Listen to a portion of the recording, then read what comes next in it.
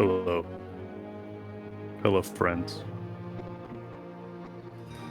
Is my mic being robotic or is this fine?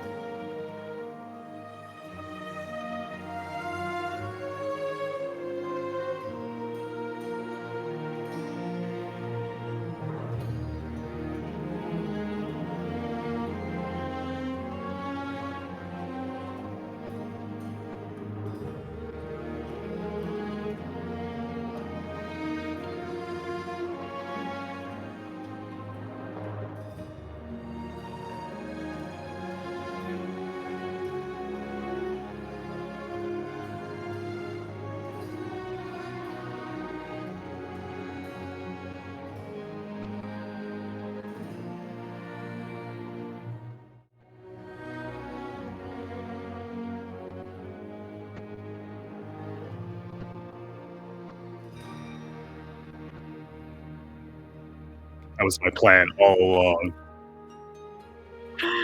Hi guys. Yo, what's up, guys? Hello. Hi, Dill Sauce. Oh, look at this shit. I'm not muted. Perfect. I love it. What if I do this? This is Don't, amazing.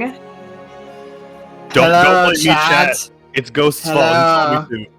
Ghost told me to. I'm sorry, I tried. I blame It's Ghost fine. Pepper.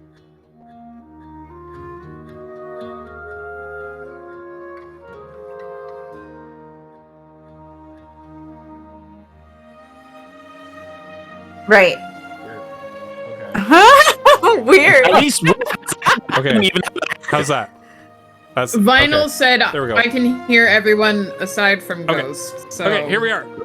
100 Fantastic. episodes. I'm Hi, gonna lovely. do some whirlwind introductions here, and then I'm gonna let our special host take over. And then while our host is hosting, I can buy some time to fix the cameras. But I cannot wait for this. This is going to be so much fun. I'm so happy everybody is here. I see Victoria is here, Showgraz is here, Vinyl is here, Flutter, thank you so much for that resub. Dylan is Yo. here. Heck yeah, Dylan. And I saw Immersa is here as well. The cameras are Shagraz. perfect. You did a good job. Thank you. Showgraz. Remember, Thank you. chat, we're professionals. Oh, yeah. We Listen, have, this is exactly joining- what we joining said. us this lovely evening. We have myself, the DM, Ghost Pepper. We have right below me somebody who doesn't look like Woof. Woof. Below Woof is the top half of Megan.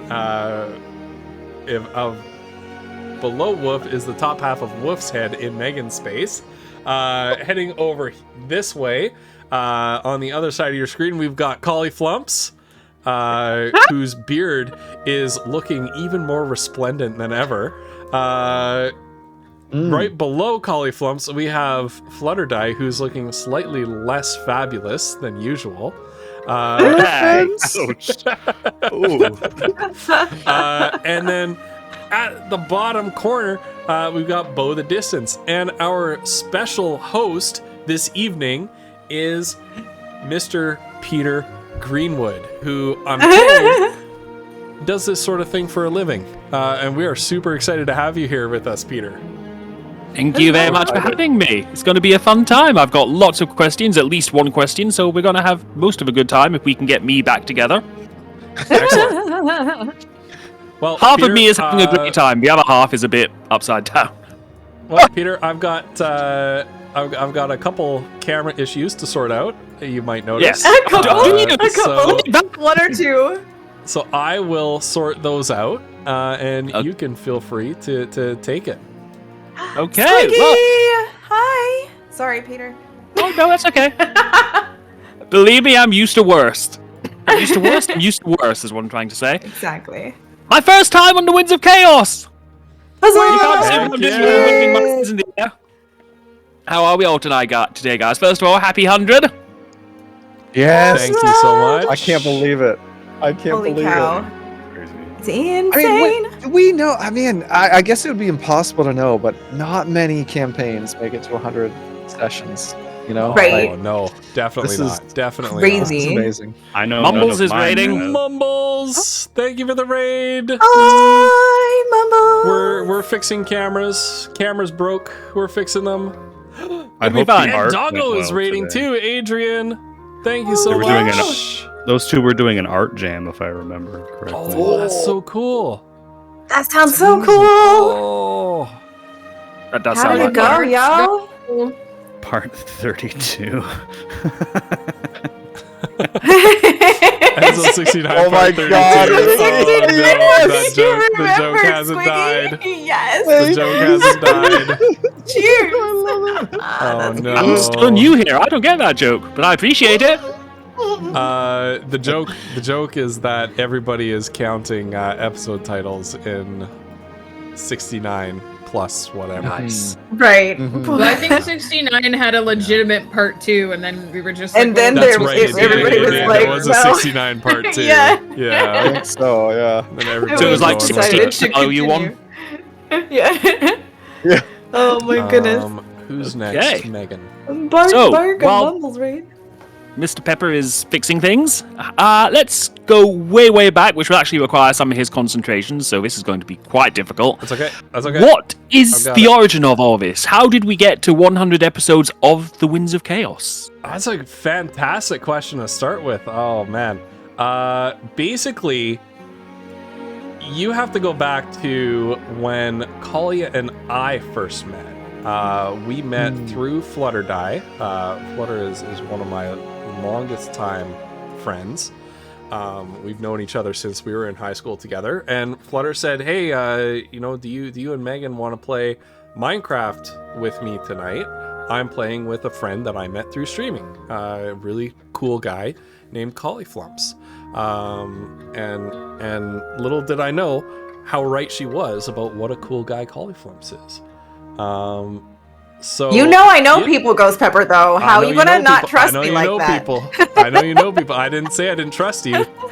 I just said little did I know the extent to which you were correct.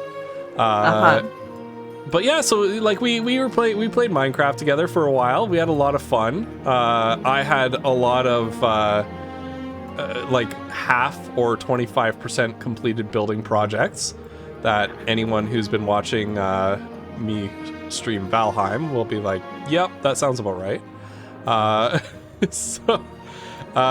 So we had fun doing that, but in some of the Lego talk that came up, so some of the NAF conversation that you have while you're playing Minecraft, we started talking about D&D, and Cauliflumps kind of said that he had never played before.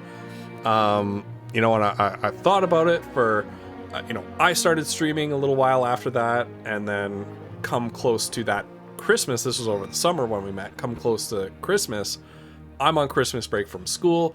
I've got a little extra time on my hands. I haven't played D&D in a long time. I had never played 5th edition before. I played mostly 3.5 and 3rd edition. So I reached out to Flutter and Woof and Collie and another bloke who's here every now and then called NKAX Leader. Life got busy for Leader.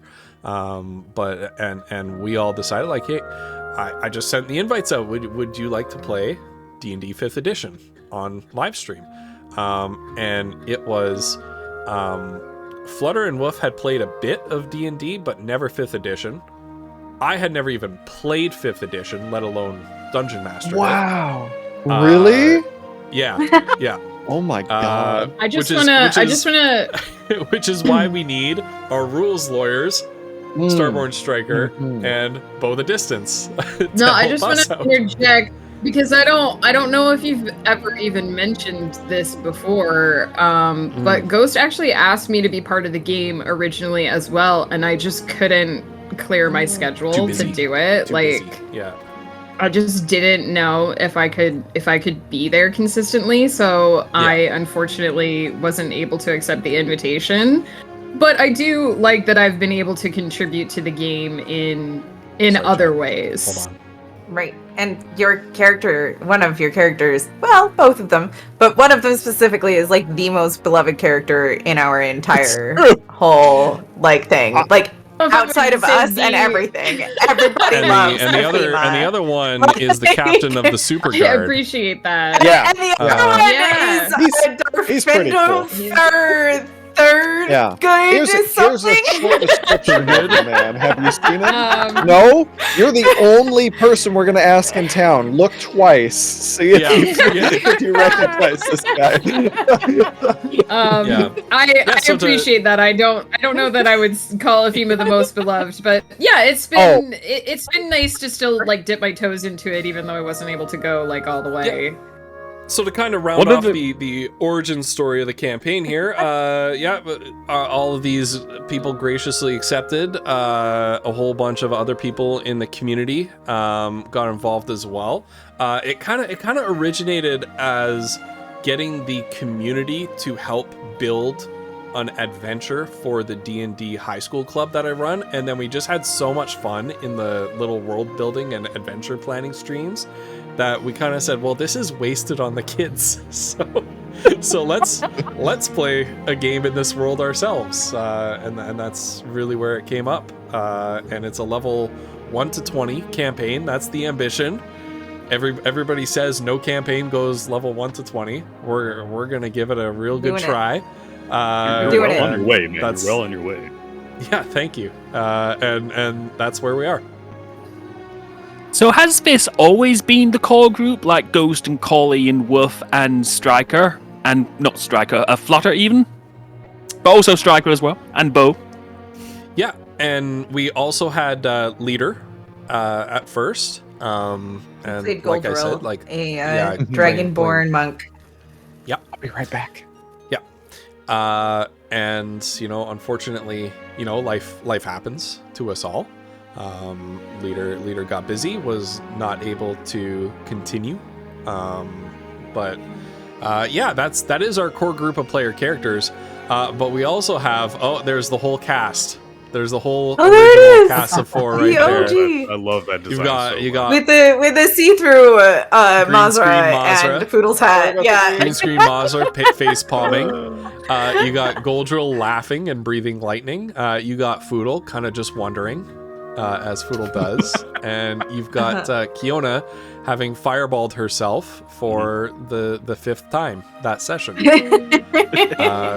That was a special limited run Pride T-shirt that we ran for a charity that we did. Yeah, we did little charity for Pride. We did. Yeah, that was a lot of fun. That is a very cool shirt. I've never seen that shirt before. It's super fun. Don't you Yeah. love that? Oh, Isn't it great? Yeah. There were Well, that some was shirts. Goose. There were some that coffee was mugs. Goose Brigader, right? Like that. Yep. He was the artist on that, Yep, and Goose just Brigader, yep. knocked it out of the park. Oh, That is excellent. You need to do more merch. I've been bugging you guys for ages to do merch, so you need to do more merch. Yeah, it's true. yeah. This is random we've been- and would totally depend on the people being open to commissions, but it would be pretty cool to commission other artists in the community to do the characters in their style. So like I Yeah. know I would love to see Mumbles, different it styles would be of them. amazing to see it in Mumbles. It'd be amazing to see Delta Flareon style. Like if we Yeah. could commission various artists in the community, because we have some really amazing artists in this We do. community. Oh We do. yeah. Blue True. Clovers. And she did all all of my us, yeah. emotes. Oh, I'd love to yeah. see, like Yeah, there's mine so as many. well. Yeah. I mean, there's Yeah, two we would different love to names do as that. well. Yep. Yeah. Yeah, Yeah, you know- Jam is amazing. Yeah, we have lots of really talented artists in our community. We have been kind of saying this a few times on stream, and I need to go and catch up on some accounting. But we have said that we want to put some of our monthly coffee membership subscription money towards commissioning art, because all of us in the Winds of Chaos group here, we do not believe that art is free, and we definitely want to financially support those artists who are in our community as well. So we've been pinching our pennies, and we've been sort of saving up a little bit of a fund for exactly that purpose. And I cannot wait to be able to do that. No, That's going to be very so exciting. But Peter, to your question about like, is this the core group? Yeah, this has always been the core group. We had Leader, who has been on to guest for a couple sessions since then. But we think of honestly, like we think of our group as extending beyond just the players. Like, we've got Megan and Bo, who are regular guests on the stream, as well as our rules lawyers to help us out with rulings. We've got our coffee members, who are regular viewers and always watching us, always keeping up on what's going on with the story. We got Vinyl, who helps me manage the bits redeems during the stream. So there's a lot of people who are involved in this. That's one of the things that people don't realize, I think, when it comes to productions. And as productions get bigger, more and more people become involved. So if there are people behind the scenes who do things, there's not really a question there. I just want to say hello to everyone behind the scenes. I do want to ask, though, back in episode 1, when you sat down and said, okay, we're going to sit and do this new game.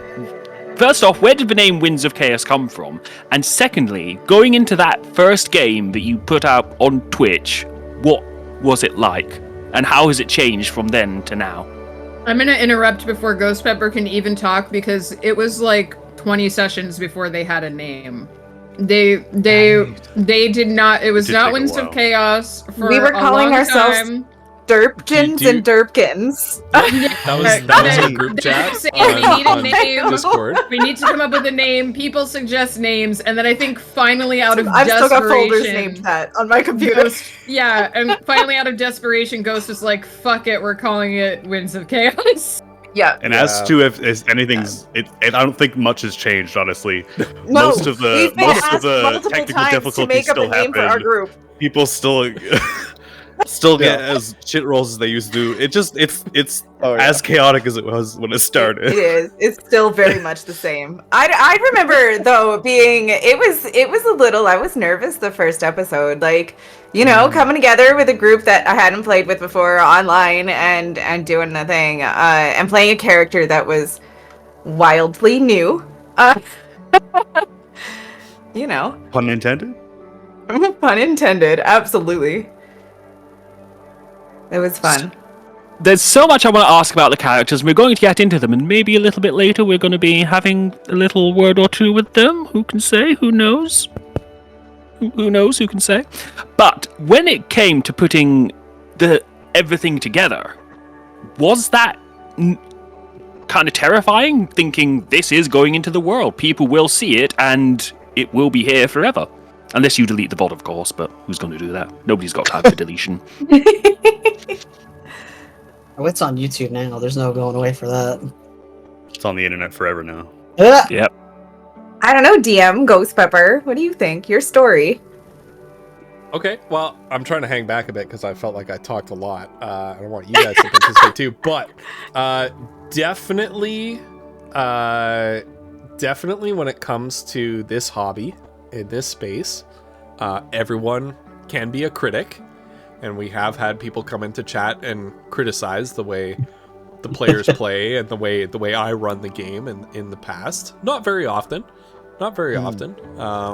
but it does happen.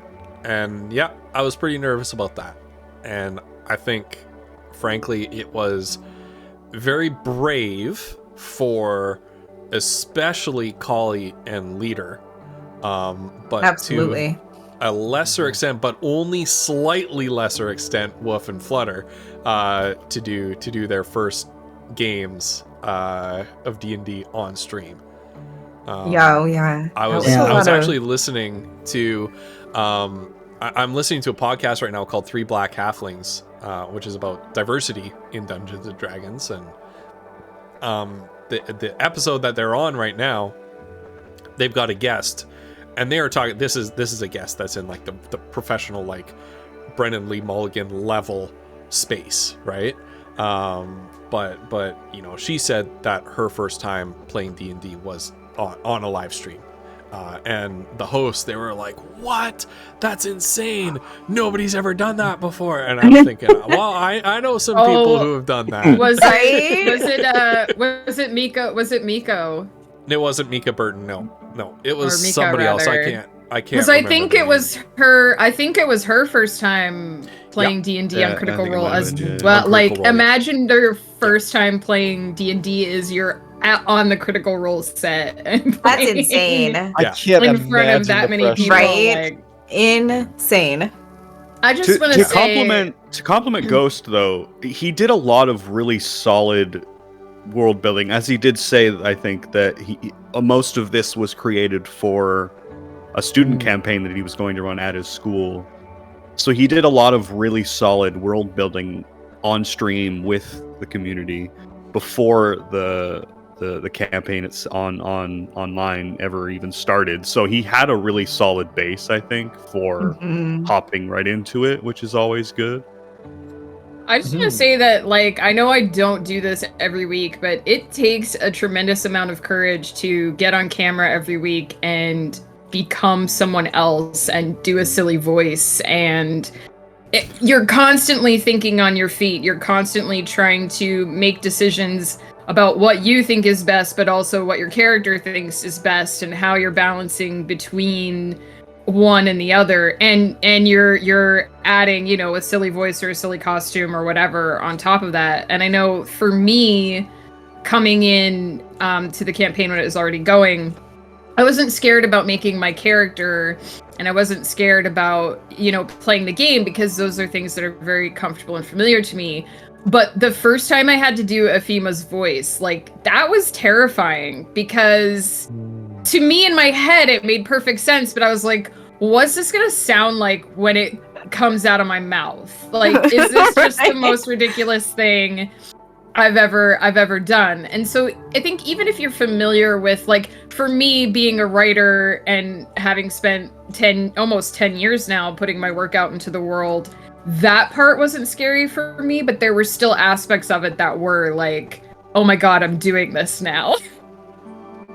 Right. I believe that way as well, for sure, because the guest characters I've played, going with the first one was a really, I mean, it still is, a really shitty Parisian accent, because it was beautiful.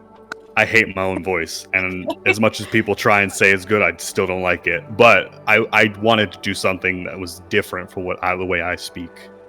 So I honestly was just doing the voice over and over again just to solidify it in my head before even coming on.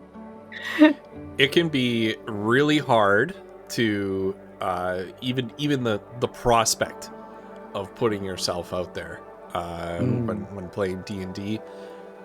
Maybe even to the extent like you're talking about kick down the door and loot the room style of game, where there's even minimal role play. It's still like, you know, you have to use your imagination. And before I ran the student campaign, we did an info session with, you know, anybody who's interested in what this game is about. Come to this meeting at lunch and we'll sit down and, you know, I'll put up a video by Mark Humes about, you know, he's got a wonderful 7-minute video about what is D&D and how do you play it. Put that up. We're watching it, and there were some teachers who came because they were interested. There were some students who came and they were interested. And as soon as he got to the part where he said, you're going to use your imagination to picture in your mind, like, what your characters are doing and what they're seeing and things like that. And as soon as he said that word imagination, I kid you not, 2 teachers and half a dozen students got up and left the room.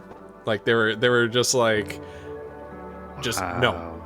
So it can be daunting to put yourself out there. And I know some people in chat right now are expressing some of those ideas of like, you know, am I gonna make a fool of myself, or am I gonna mess up the rhythm of the group or things like that. So it can be very daunting. Well, and to add on to as that, the dungeon master, who am not role playing a character, get nervous every time I play D&D, whether it's on stream or off with my personal friends and things like that. To add to that, I just want to say that, like, this is why it's so important that D&D is a community game, right? Because the feedback that you get from the other players at the table and the feedback that we get from the community when we're doing it on stream is so valuable. Like, me sitting here trying not to blush while, you know, Kali is saying and Flutter and everyone is saying Ephema is one of the most beloved characters, like, I certainly, like, that's not necessarily my perception of my character or my performance as that character, but seeing people respond to the things that you're making, seeing other people enjoying and yes-anding, right? Like responding to the way, you know, Foodle just names a automaton and the rest of the party just kind of rolls with it, right? Like seeing that kind of interaction every week is what gives you the confidence to keep coming back to the table and making silly voices and doing this crazy thing. Because really, if you stop and think about it for 5 minutes, you might be like, maybe I shouldn't do this. Oh no, if you think about it at all, it's over. You have to jump. You have to jump. You cannot look. You must just jump. That's how it is. And the fact that so many people come every week after week, and say, "Oh, I love this and I love that," or "This was my favorite moment," or "I enjoyed that part," or "I can't wait to see more of this character." Like, that's what gives you the courage to the next time to say, "Okay, my last character was a big hit. Now I can do this, and now I can step a little bit more outside my comfort zone." And I can really embrace this and do it. It's definitely a learned skill. Do you guys remember way back in one of the earliest episodes, I think it was like pre-episode 10, Goldrill got drunk and had to do this drunken rant speech? about how he really felt about some of the top dogs in the caravan. And he was so uncomfortable, but it was so good. He felt so bad about it. It was so funny. Did such a good job. It was so. It was funny. Absolutely one of the highlights of those first episodes. You know what? You know what I mean? Like, it was so good. Yeah. Yeah, that's 100% a signature Winds of Chaos moment right there. Yeah, it was beautiful. But I really admire him for doing that, because he was. I think it definitely helped. I mean, I can't speak for him, but I do think it also helped him sort of get into the groove of playing the game as well, because as you said, he had no knowledge at all. He was terrified that night. Well, and I can't stress this enough, but I think one of the most interesting things about D&D is how many of the different aspects of creativity it uses. Because people often, I have this conversation a lot with people where they're like, well, you're a writer, it must be super easy for you to come up with characters and roleplay them, right? And on some level, yes, it's really easy for me to come up with characters and to place them in a world. But it's a completely different thing to actually talk as that character.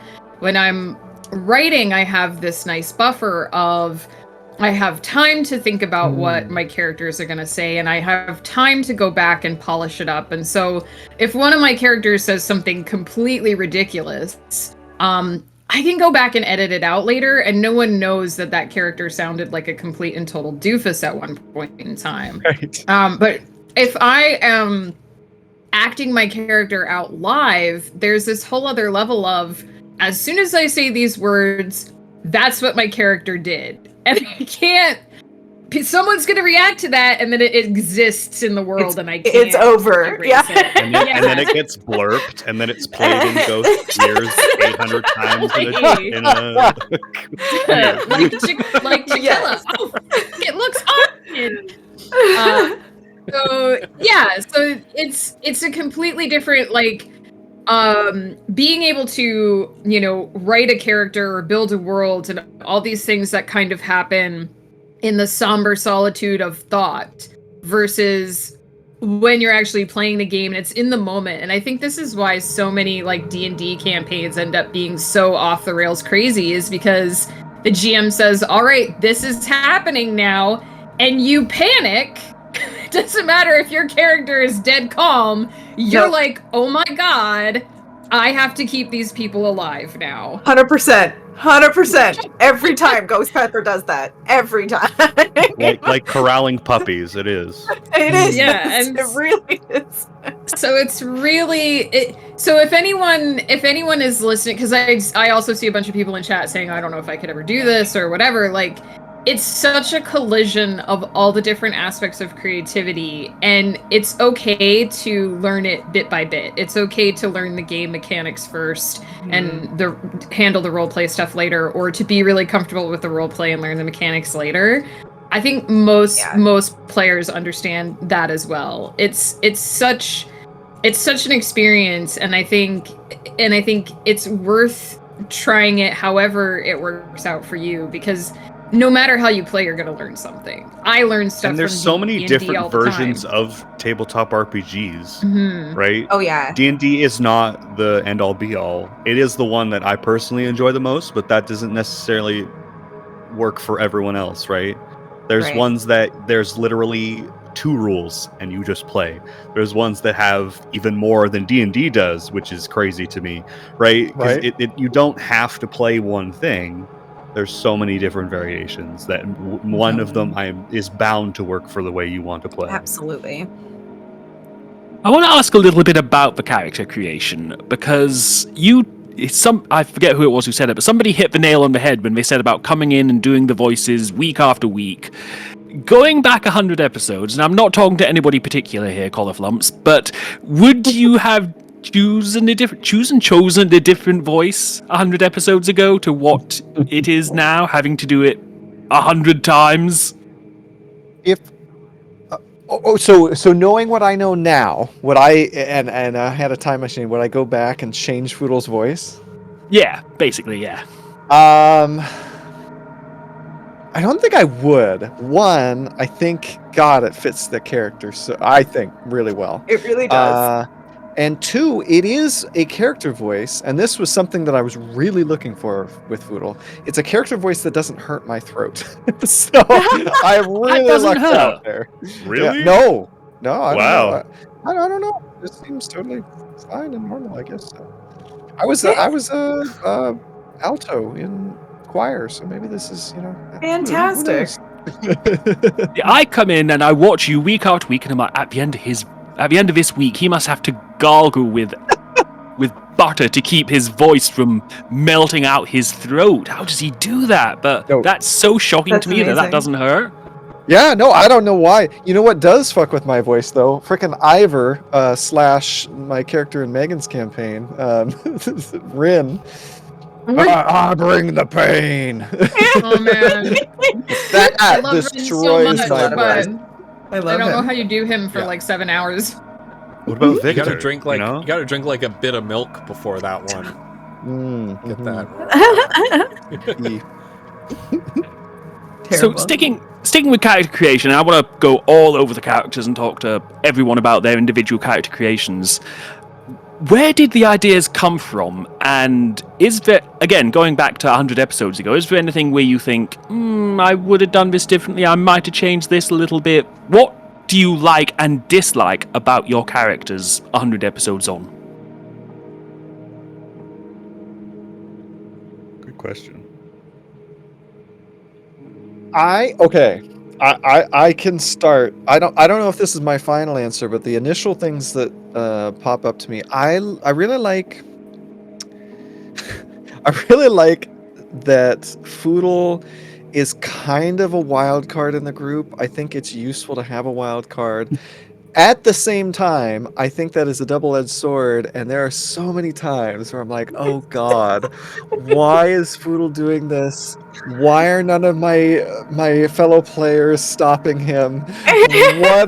What are we in for if this continues? And then there's times that I'm playing Foodle, I'm like, oh God, I hope this is not horrifying for Flutter and Wolf because sometimes I'm horrified. Anyway, so don't worry, the chat will tell you. The chat will tell you. The chat will tell you. The number of times I've seen Foodle say things like, you know, that's okay, we don't need a reward. Doing the right thing is reward enough. But the look in Collie's eyes are like, please somebody stop me. gotta play the character. For the love of all that is holy. Frick. Yes. Yeah. It's beautiful. True. What about my Mazra? God. What would you change about Mazra, Wolf? How has Mazra grown on you 100 episodes later? I think Mazra, I was like, okay, what do I want to play? I'll play a rogue. And I think at the time I had been playing like Sekiro, and I was like super into the idea of having a character with like a prosthesis or something. And that's the problem with Mazra is she did really start out as like one of those I'm not a people person, I go my own way kind of characters. And I distinctly remember at one point I messaged Ghost and I was like, yeah, Mazra's like Batman. And then later on I read an article that was like, don't make your character like Batman. But I now realize she's really not. She's really not.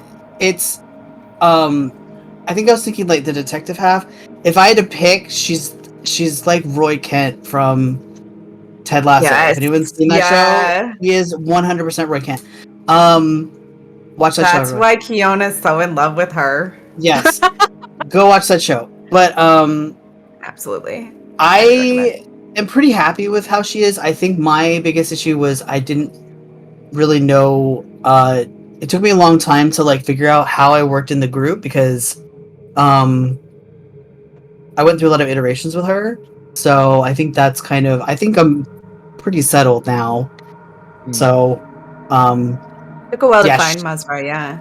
Yeah, she has an interesting spot because Foodle and Kiona both do like they're like just it's like explosions and machine guns, and Mazra usually does about like 10 points of damage. No, but out of combat, she's kind of like the skill monkey out of combat. So. Yeah.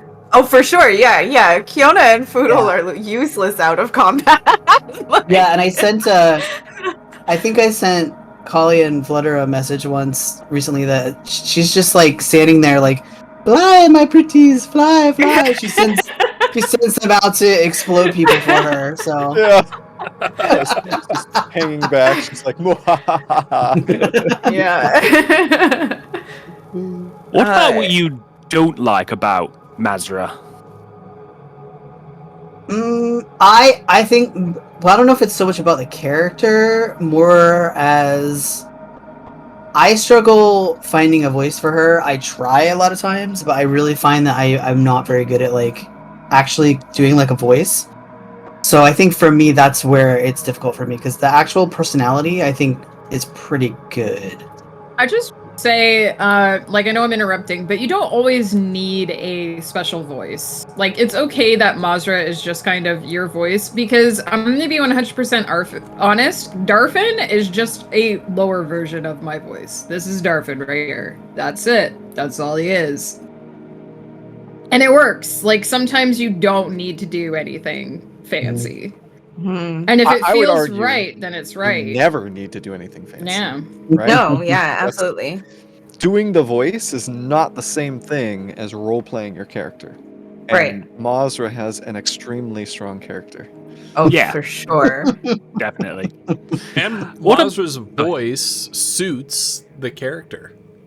It really does. The real bit that comes out is in moments where one of the party mates confides in Mazra like, oh, like I made a bad decision, and Mazra just says, yeah, you did. Yeah. Do better next time. Yeah. It's fine now, but just exactly be better later. It's okay. Mazra says stuff that I wish I could say. Yeah, in real life. Well, and Yeah. if I could go into writer mode for a moment, when we talk about character voice in creative terms, it isn't necessarily the voice that you're speaking in either. It's also the things that you choose to say and the way that you choose to approach a situation. These are all things that contribute to a character's voice or overall feel or atmosphere. So even if you're not like always talking in the same tone with Mazda or giving her a special voice, she has a very specific feel and voice to her. And personally, I love how one of my favorite moments from a recent thing was when Kiona and Mazda went to talk to that tiefling. And the tiefling was like, "Get out of here, I'm done with you." And Kiona just, got up and walked away, and Mazda just stayed. And the tiefling was like, "Your friends are over there," and Mazda just deadpan was like, "I know." That was like such a perfect character moment. And like when you talk about character voice, that's one of the things that is important too, is stuff like that. Right. Absolutely. Yeah. What about Kiona, Miss Flutter? What do you like and dislike about Kiona at this point in the campaign? I actually feel like Kiona was a nebulous idea I threw at Ghost Pepper and was like, I don't know what to do or how to do this. But I'd never played a magic character in D&D before, and I wanted to be a halfling, but also I didn't. So I was like, what if the magic thing changed her, and then that turned into the racial change thing?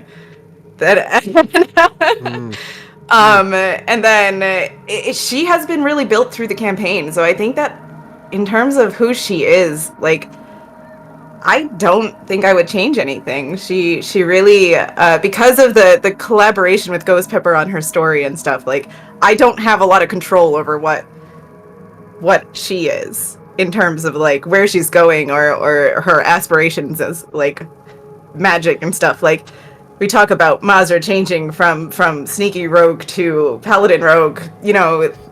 Kiona sort of is just going with the flow with what she gets handed to her in terms of the story at this point. So it's been very interesting to see the evolution of Kiona, because it very much, as you say, it was molded by the way that you guys play the game with the community additive, right?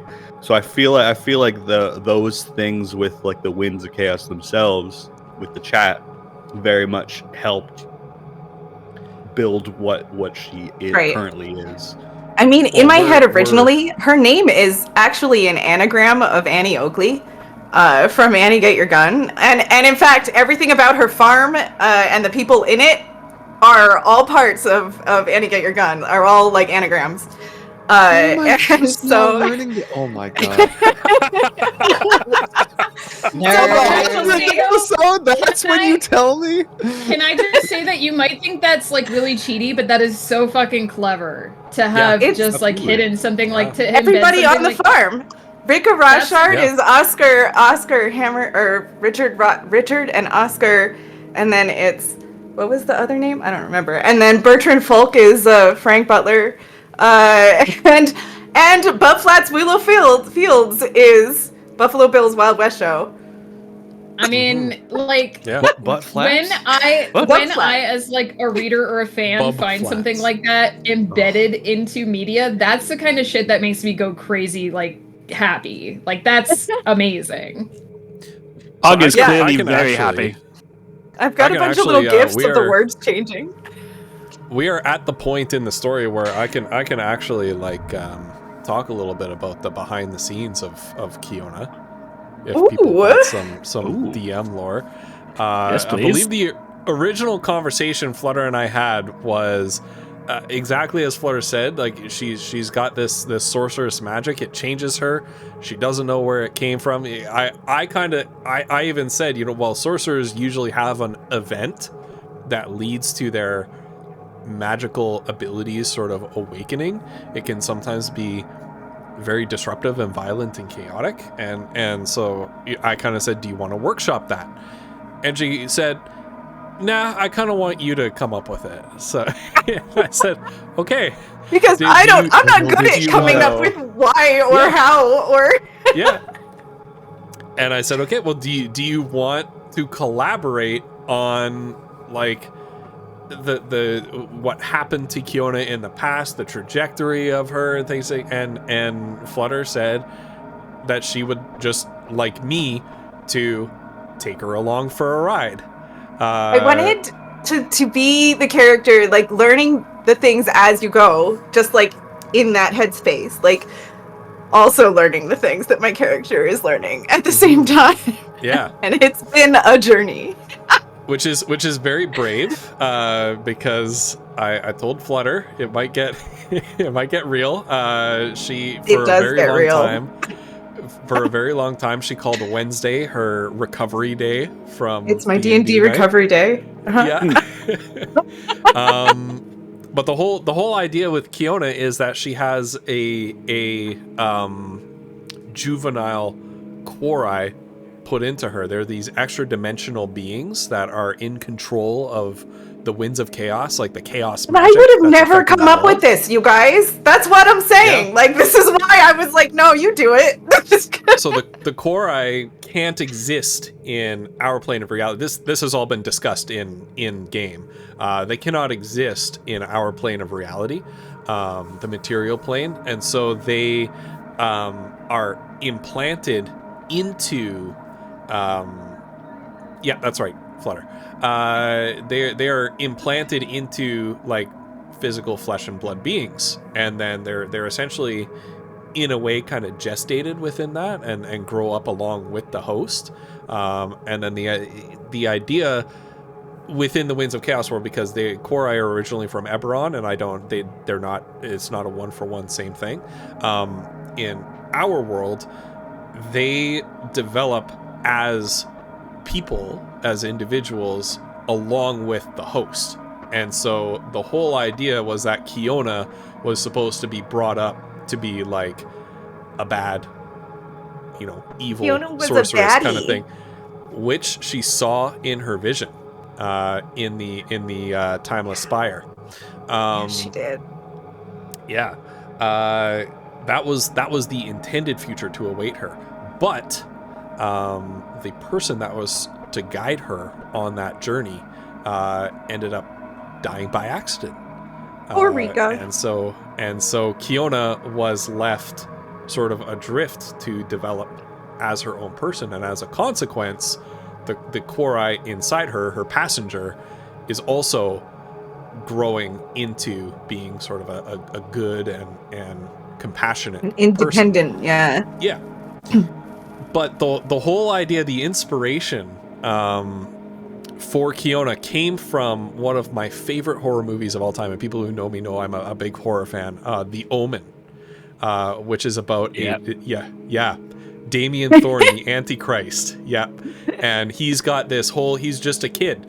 He doesn't know anything about who he is, but he's got a whole conspiracy of people all around him trying to guide him on this particular path towards becoming the Antichrist.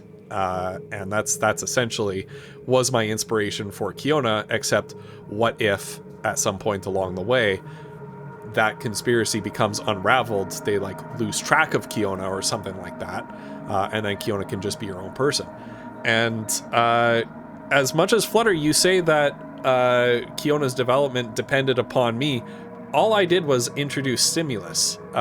This whole campaign was about... You broke my heart and ripped it out and dropped it on the floor and stomped on it. Ate it. Yeah. And there have been moments where I have thought maybe Kiona actually does become the big bad at the end because there have been times.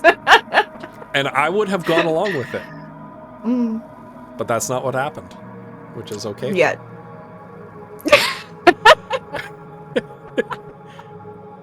Although there's still time. There's a couple, 2-3 episodes left. There's still time. We're not level 20 yet. So I don't want to bring anybody down or bring anybody back into a bit of a bad place, but a couple, 2-3 years ago, there was this illness thing that went around. You may have heard about it on the news. Boo. How did that help you having this game to rely on and come to every week? For me, it was huge. I'm one of those people who wasn't overly affected by COVID, in the sense that, like, I don't like leaving the house ever if I don't have to. But being cut off socially, like, you know, if we needed to quarantine or the upstairs needed to quarantine, that means I didn't get to see my nieces. I didn't get to see, you know, my family upstairs or next door or whatever. And that made it really hard. But having you guys every week, that was huge for me. And I remember we have talked about this before, but like it bears repeating. Like that was, yeah, you guys helped me keep my sanity. For sure. Yeah, absolutely. I can say that is an ongoing thing. I think even beyond the pandemic, this is one of the things I look forward to every week. And every time, even we say it sometimes when we're feeling like crap or whatever at the beginning of an episode, we're always like, but we want to show up to this because it always makes us feel better. Always, 100% of the time. So, yeah. Yeah, and I'll say too, I'm a lot like Holly, where like I don't go outside, but I think for me it's been because I tend to be very shy, so this was a way for me to get to know more people in the community that I wouldn't have otherwise. So that's really nice because we get people from kind of everyone's groups kind of coming in. So as a viewer, it helped a lot as well because it was something. Because I had to work through the whole of the panini, and it just gave me something on a Tuesday that I could sit down after work, chill with lots of really cool people, and listen to a fun story happen every week. It was super helpful in a sort of relaxing way, I guess. Right. That's one of the things I took from it as well as a viewer when I first started hanging out and coming into the games is, I know there's always going to be this on Tuesday evenings, and I know I can just vibe and just not think about what's happening outside. And at this point, we should have said this earlier, and I apologize for stepping on Ghost Pepper's feet here. If anybody in chat does have a question, anything they'd like to know about the game, not just like why do dogs have cold noses, because I don't have the science for that, but if anyone in chat does have a question, I would appreciate popping it in, and I'll put it to the characters, the players even, and maybe the characters a little bit later. I want to ask a little bit about being the rules lawyer as well, which is, I didn't forget about Yafina, Megan. I was building to it. I want to ask a little bit about... No, I need some secrets. Oh my goodness. I want to ask about being the rules lawyers in the game, because you said that you had to take a step back. Was there ever a point when you were like, oh, this is what Yafina would have done, it's not what I would have done? Was it ever... And again, the bow as well. Was it... I don't want to say difficult, but was there ever a point when you wanted to be like, ooh, I want to play this so badly, and you were a rules lawyer? So, I think... I can't stop, unfortunately. I apologize. Every time I'm playing, it's hard not to. I think becoming the rules lawyers was sort of an accidental thing, because Ghost was mentioning that he had never run a D&D 5th edition game before when he started Winds of Chaos. He had run a lot of 3.5 and 3, which is what he and I played a lot of back in the day. And so... in the first couple episodes, if you go back and watch the VODs, there's a lot of times when he's calling up rules that were really common in 3rd and 3.5 edition, and saying, is this still how it works? Is this still what you do? And this is gonna sound spectacularly nerdy, but I watch a lot of D&D shows. I've watched all of the Mighty Nine. I'm current on Bell's Hells, and I've watched about 50 episodes of Vox Machina. I've watched over 100 episodes of High Rollers. I've watched other D&D shows that were shorter. So I've watched a spectacular amount of D&D 5th edition play. And so you just kind of osmose it through repetition. Over time. And this is why, like, I've even been wrong sometimes. Like, Bo has corrected me when I quote a house rule from a DM that I popularly watch, because I just assume that they're playing it according to the rules, right? So I just happen to have this knowledge, and when Ghost is saying, is that still how it works? it was just natural to pop into the chat and be like, no, they've changed that for 5th edition. Because it saves him the time of having to read the entire DM's guide cover to cover to find out what he needs to know to run the game. And so it just kind of became this shorthand where, and it just happened to turn out that either Bo and I were always in the chat together, or Bo was there when I was away doing something, and we just sort of ended up accidentally tag teaming, you know, answering the questions when the questions were there to answer. And then over time, I think it became a thing that everybody relied on because it's quick and easy to get those answers if you don't have to stop and flip through a book or Google a thing. You know that somebody is sort of watching your back, checking up on you, and will jump in and say, hey, know this. Or like that time that I ran downstairs to tell you guys you forgot a guy didn't die. You know, just little stuff like that. Like, so many notes, and not a note about whether that guy was alive or dead. This was like that guy, and then it was like, whoop, and that guy was gone. It didn't even exist anymore. Yeah. Investigate this crime. Okay, we're not gonna bother. We're not gonna bother talking to the primary victim. We're not gonna bother going back and talking to them again. Yeah. I gotta say though to what Megan's saying as well, like my style of DMing is I am a very narrative focused DM. I think it's really important to know the rules. And so I know the rules in a I would say in terms of D&D rules knowledge as a dungeon master, I would give myself like a B, right? Like I know the rules well enough to run a game and do a decent job at it. But, you know, there have been times where Cauliflumps, who I would say is an A+ for knowing the rules, has said, well, Ghost, here's the rule for opening a door. And I said, thank God that I have somebody in my group who is the type of person to read the section of the book on opening doors. It's sure as hell not me. I have been playing Dungeons and Dragons for more than a quarter century, and I have never once read the part of the book about opening doors. So I really appreciate having that in my group. Polly does that so he can find another way to add another action to Foodle. I think that's my favorite thing. I need to know if it's going to cost Foodle an action to open a door or not. Oh my god. He's got to fire his musket at least twice per turn, okay? And he needs to scream into the room first every time. Right. He needs to not at all do it quietly. Yeah, absolutely not. So for me, I'm like a separate type of nerdy where I've read through so many different variations of rule books. Like this is an Avatar one. This is the Player's Handbook. I just have them next to me because that's who I am.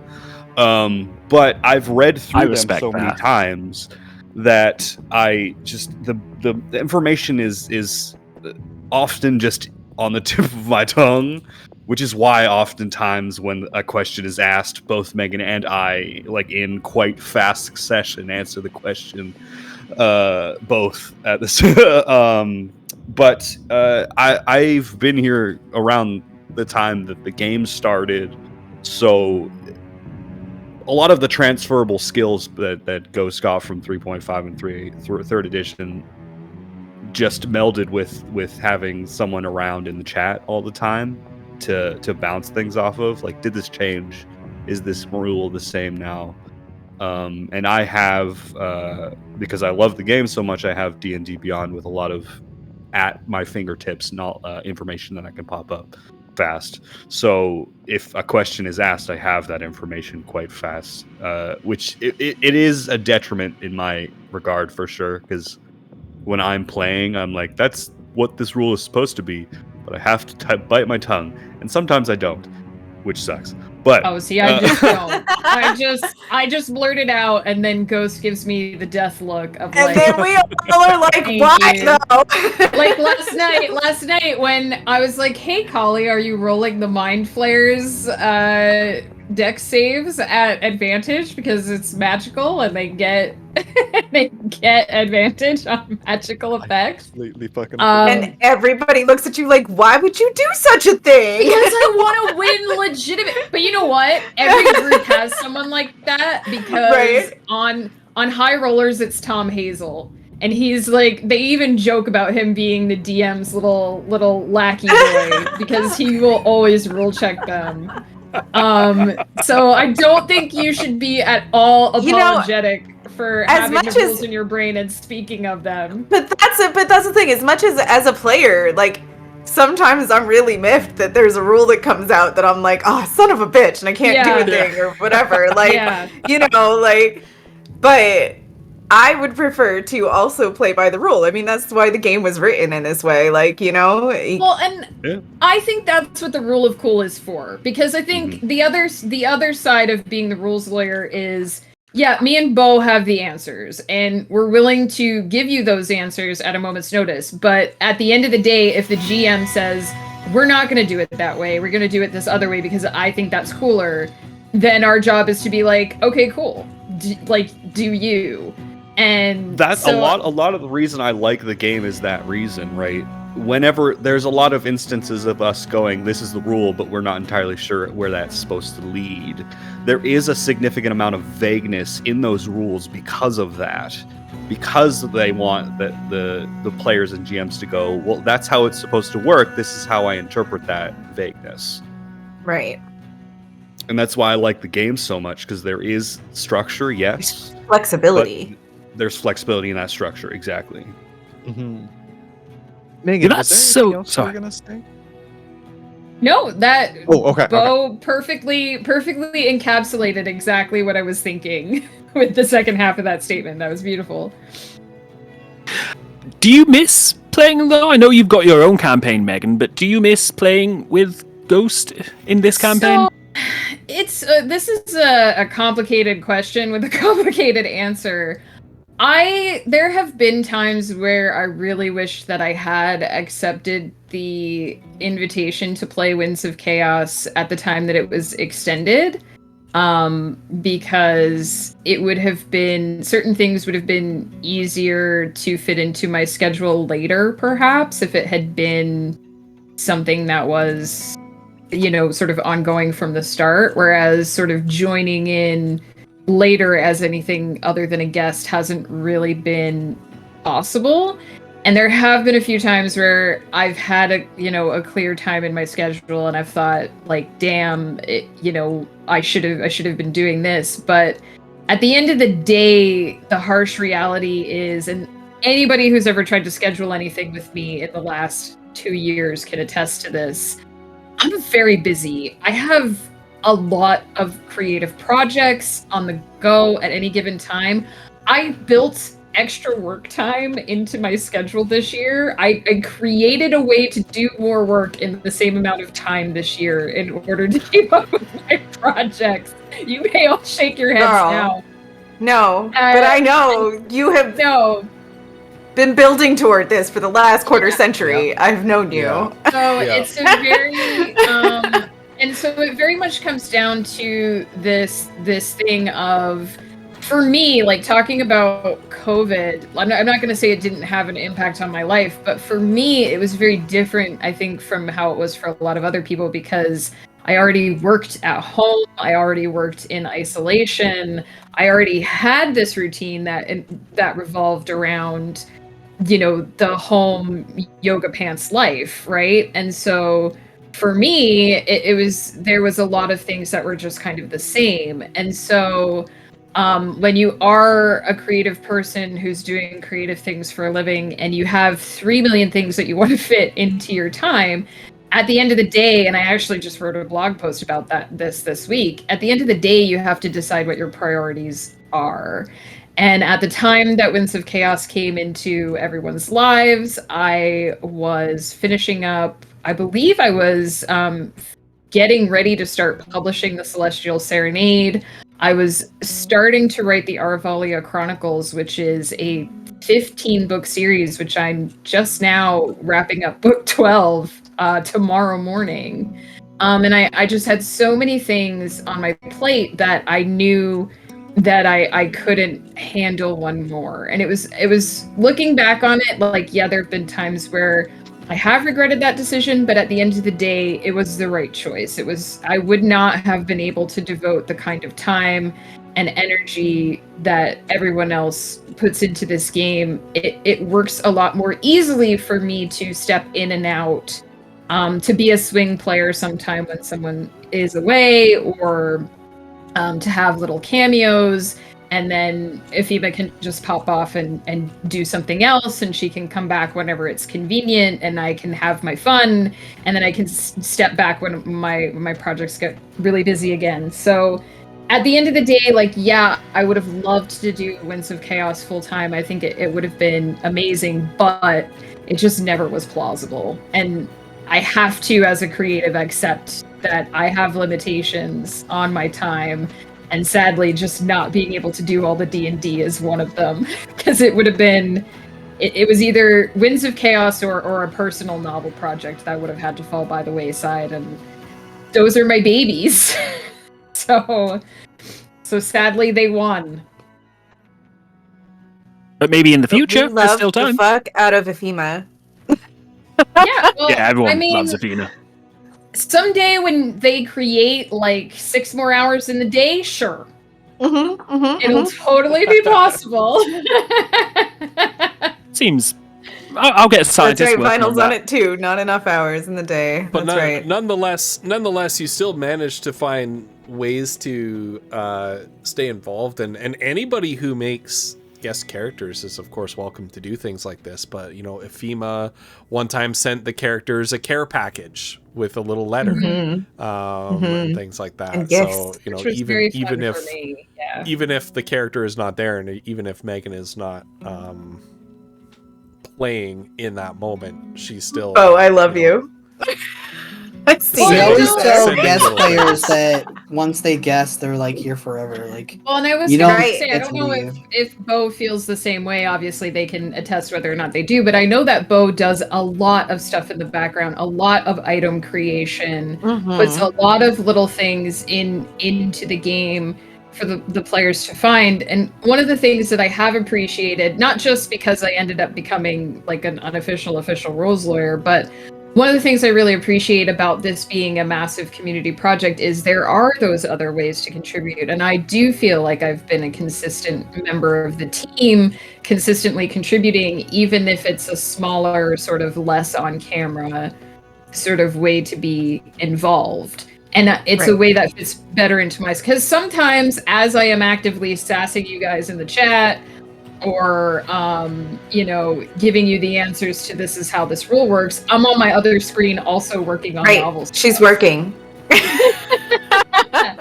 I fully expect most of the time that you're over there working on novel stuff. I mean, don't look at my other screen right now, but... right, exactly. So yeah, and I say this as like to anyone who is a creative who wants to try and do that kind of stuff full time, or does do that stuff full time and feels like they don't have time for everything.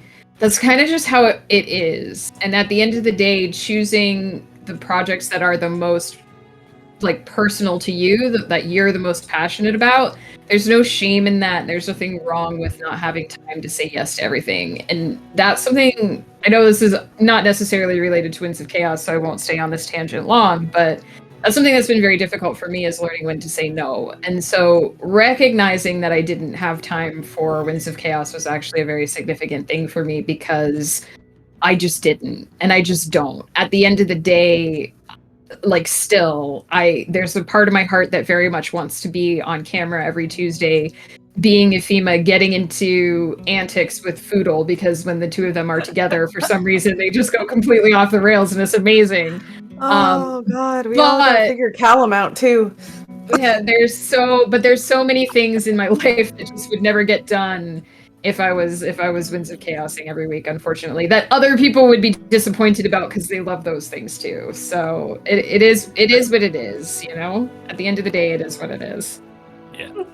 I want to ask Bo a question as well. Similar kind of question, but also, Megan just touched on it there. You are the item creation individual behind the scenes.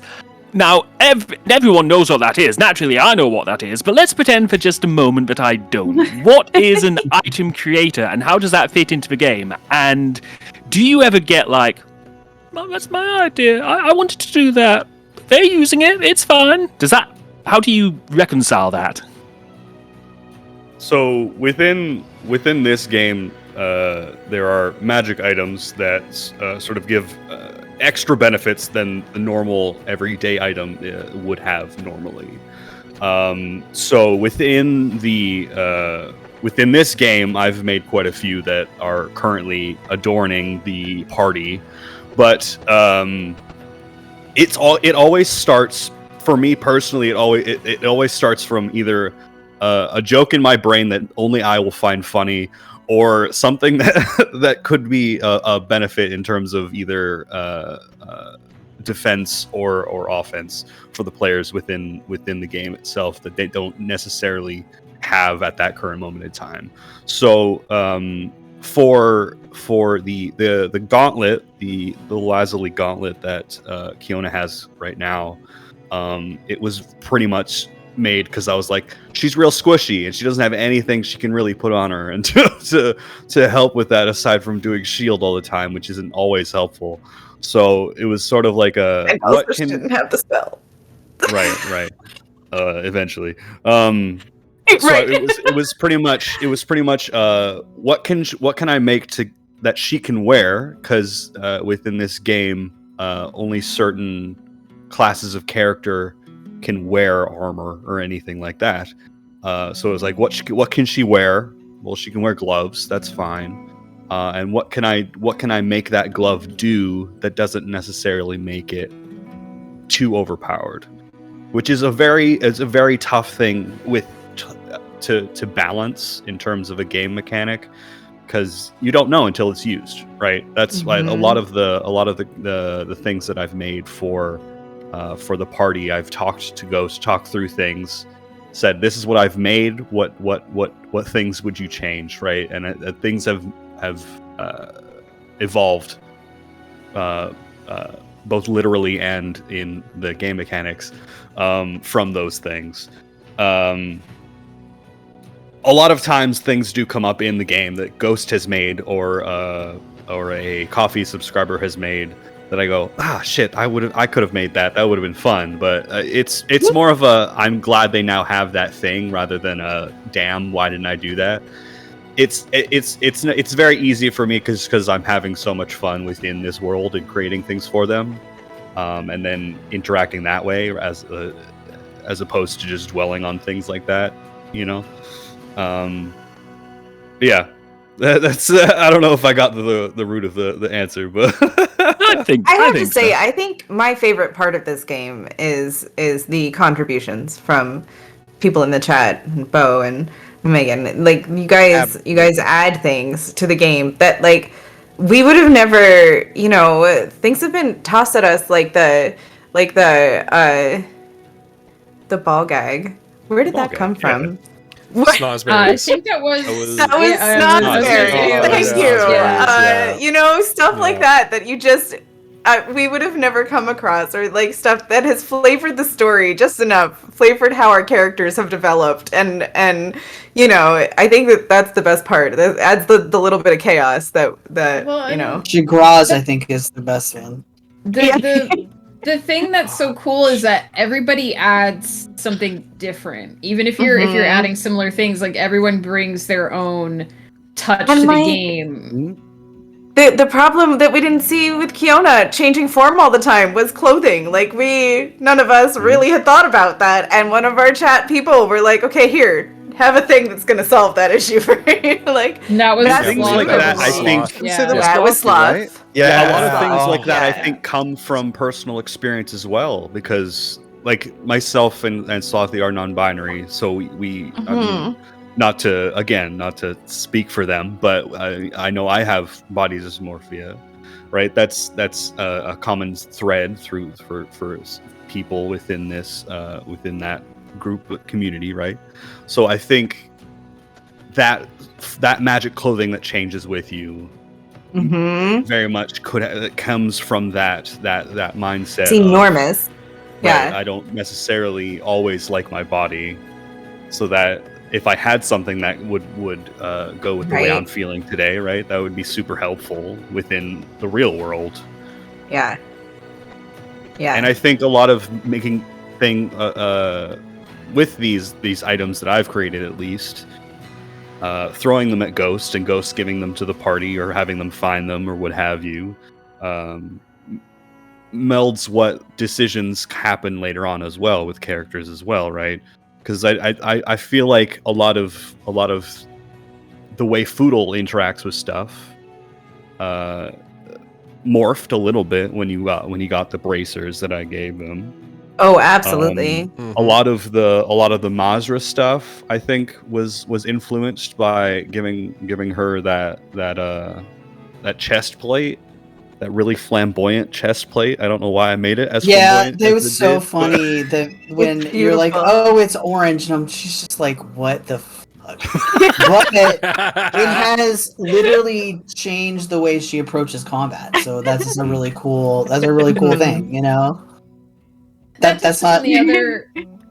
I don't mind that it's orange. So I'm saying that touches on the other really cool thing I think about being a guest player too. Is like you put something into the world and then you see what the other people do with it. And I think like one of the coolest things and also most infuriating things about watching recent episodes for me has been watching how the party deals with the fact that Darfin's missing. Oh my god, every time Kali says Darfin Phalar, like it's two different names.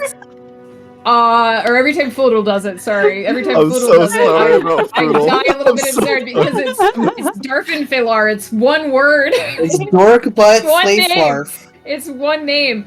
But just like things like when Foodle just straight up was like, "Do you know him? He's part of the Super Guard." And I literally, like, in real life, I laughed so hard that I cried tears at my desk as this was happening.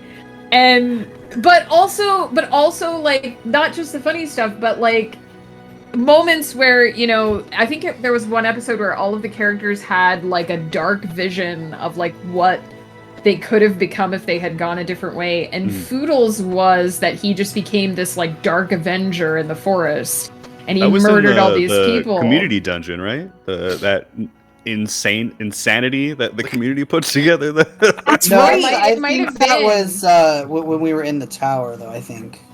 No. And I distinctly remember that Kali said Foodle was okay with every part of it until he killed Ephema. And so to me, having a character that had an impact, that big of an impact on another character, that he would have rejected that whole other life decision because of somebody he met. Like, in a way, that's my legacy to the game. I put something in the game and it changed the direction of another character's life. Job done. Accomplishment made, you know?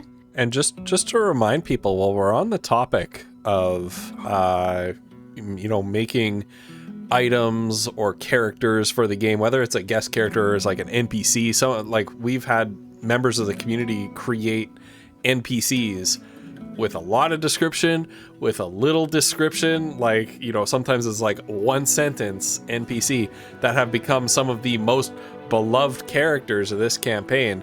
You know, this is like, I'm doing the opposite of shilling here. There are a lot of people that qualify to contribute magic items and NPCs to the game that don't take advantage of that. And you know, we want people to. We want people to make magic items. We want people to make NPCs for the game, because those are some of our most treasured memories and bits of this campaign. A lot of those NPCs aren't one-off people either. They show up all the time, right? Yeah. Like like Tinkerbell, right? Like the family, the family in the bakery. They show up all the time. Honestly, they're like our favorite NPC family in this game. and that's an NPC that was Who was it? It might have been It was Shogras. Loren, I think. It was Yeah, Loren. it was Loren, yeah. but Loren couldn't come up with anything, so I think Shogras communicated to me on her behalf, and it was simply an elf named Tinkerbell. And now they're together with my orc pirate, and they own a bakery with a baby. It's great. With the baby that Kiona almost killed in utero. That baby is folks. very suspect. I don't believe it's an actual baby. It's a gremlin. Demon. Oh yeah. Exactly. Thank you, Mazra. That's You're what the only one Mazra who- feels about it. That's for sure. She had to hold that thing once. Ooh. That sounds ominous. Mazra's worst nightmare. I want to ask a little bit about the community. We've touched on it a little bit throughout the game. When did you notice that, yes, people are coming back week after week, and what has the community brought to you and you feel you've given to the community? We noticed that some people have been coming back week after week immediately. Bo is definitely somebody who's been here since the beginning, and they've been coming back week after week after week. There are some people who would be faithful viewers even from the beginning, but life has gotten in the way. Like I know Snozberries was somebody who watched our VODs every week. But unfortunately his job prevents him from continuing to join us. But yeah, like we've had people, and some of these people are people that, like some of our players, had never seen D&D before. We did, it was what day? It was like December 22nd or December 23rd. It was like a couple days before Christmas. We did the first game. It ended up being a 6-hour session. Half the people in chat were like, I don't know what D&D is. They came Right, from our what the hell are you community. guys doing? Yeah. And they were watching because, they watch Flutter streams or they watch Collie streams. I had barely started streaming by that point, so very few of them watched my stream. But people were coming, and they were there because they like to watch Collie and they like to watch Flutter and they like to watch Woof, and but they stayed because there's no experience like D&D. Right. And some of the things we've done with this campaign make, I The bits. dare say, make Participation in the beginning, I Yeah. think, helped a lot too. Like that they could influence the story in the immediate. We can mutate a monster or make Flutter have a surge, or you know what I mean, like little things that you can do to actually make things change right now. Add Giga characters, add items to the game. Giga Phillip, yes. Yeah, Giga Phillip. Yeah, he's just this little monster, and he's definitionally He's harmless. a fairy, not so little isn't anymore. he? He's Boggle tiny. has- He was yeah. tiny. The Boggle's whole role in a combat is to just be a spreader of chaos. They don't actually have the capability to That battle was harm ridiculous. even a level 1 character. You could send like 5 Boggles after one level 1 character, and the level 1 character would win. But as soon as I gave the Boggle a name, Philip, everybody was like, mutate that monster. We just kept getting That these is the mutation lesson routines. we have learned. If it has a name, it is now an unkillable NPC. Oh man, in the chat. chat kept piling things onto that. Chat thing. gets so Oh my attached. God. And it Yeah. just And flew that- away, and the party still has no idea where they are. That's one of the things that I personally, I think I kind of touched on this before. Like one of the things I personally love the most about D&D is that it's all about moments, and it's those moments that like just pop up that you're never gonna predict. Like freaking Foodle having an entire episode where he conversed with a pot of roses, and it was a Narcissa. random. Oh. It was Narcissa. a random roll. Was a Like- moment. Talk about one of the most beloved characters in the game. Narcissa was just a random roll of the dice that Ghost Pepper decided to roll with, give a whole personality, build a whole story around. A rose that for hated me, Kiona. it's still one of the most memorable like events in the game. And I think, like, as somebody who tells stories pretty much all the time for a living, there's always a magic in storytelling. But when I write a novel, at the end of the day, even if my characters have surprised me with something that I didn't expect them to do, that novel is to me scripted. I have planned at some point, ultimately, I have planned every event that takes place in it. I have controlled everything. I have complete and total ability to move things around or make things different. And Dungeons and Dragons is all about those moments that you can't control that just kind of happen, and you just run with them, and there's no rhyme or reason because the dice did it, or someone made an offhand comment, or there was just a perfect storm of events. Like Ghost ran a campaign briefly where we had this one session where we came up with this completely ridiculous idea. We instantly rolled bad on it, and the party just like massively failed this mission that should have been actually quite easy. Really easy. I feel like he was completely exasperated with everything that happened, and it was like one bad roll kicked it off, and we were like, we'll do this and recover from it, and bad roll, and just like digging ourselves this hole that we could not get out of because we had failed so many things in succession that it's like, all right, at this point, anything you do is going to make the situation worse. And you can't predict those things. And I think that's like the joy of D&D. And the more people who come in and throw something at you, like me and Sandrine that one night naming the tentacle creature Fleshrick, and deciding that we wanted our sweet little Fleshrick Fleshrick. Oh, like that's the beauty of these games. Yeah, improv in the purest sense of that term. Mm-hmm. Yeah.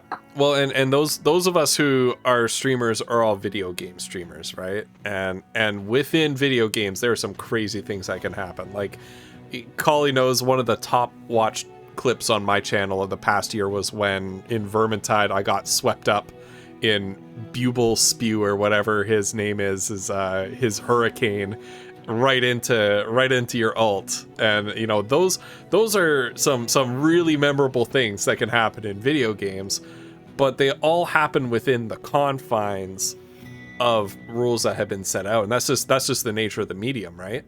And when you launched that Viking in Valheim into space. Yeah, that's like, but that's something that you can see anybody do, right? That's something that you could see in any Valheim game. That's something that you could see in any.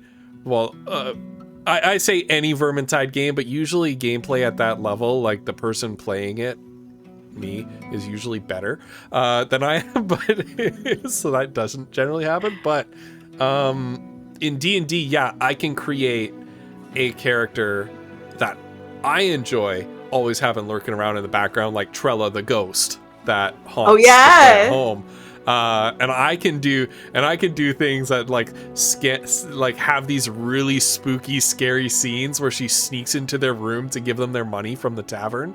And it's always her. I never realize it's her until it's over, and I'm like, "Oh, you idiot!" Like I'm sitting here terrified of what is happening to my character. Like, what is he doing now? Yeah, and it's fun. It's great. They're great memories, but they're also something that I have consciously created. No, but wait, the cool thing plan for Narcissa.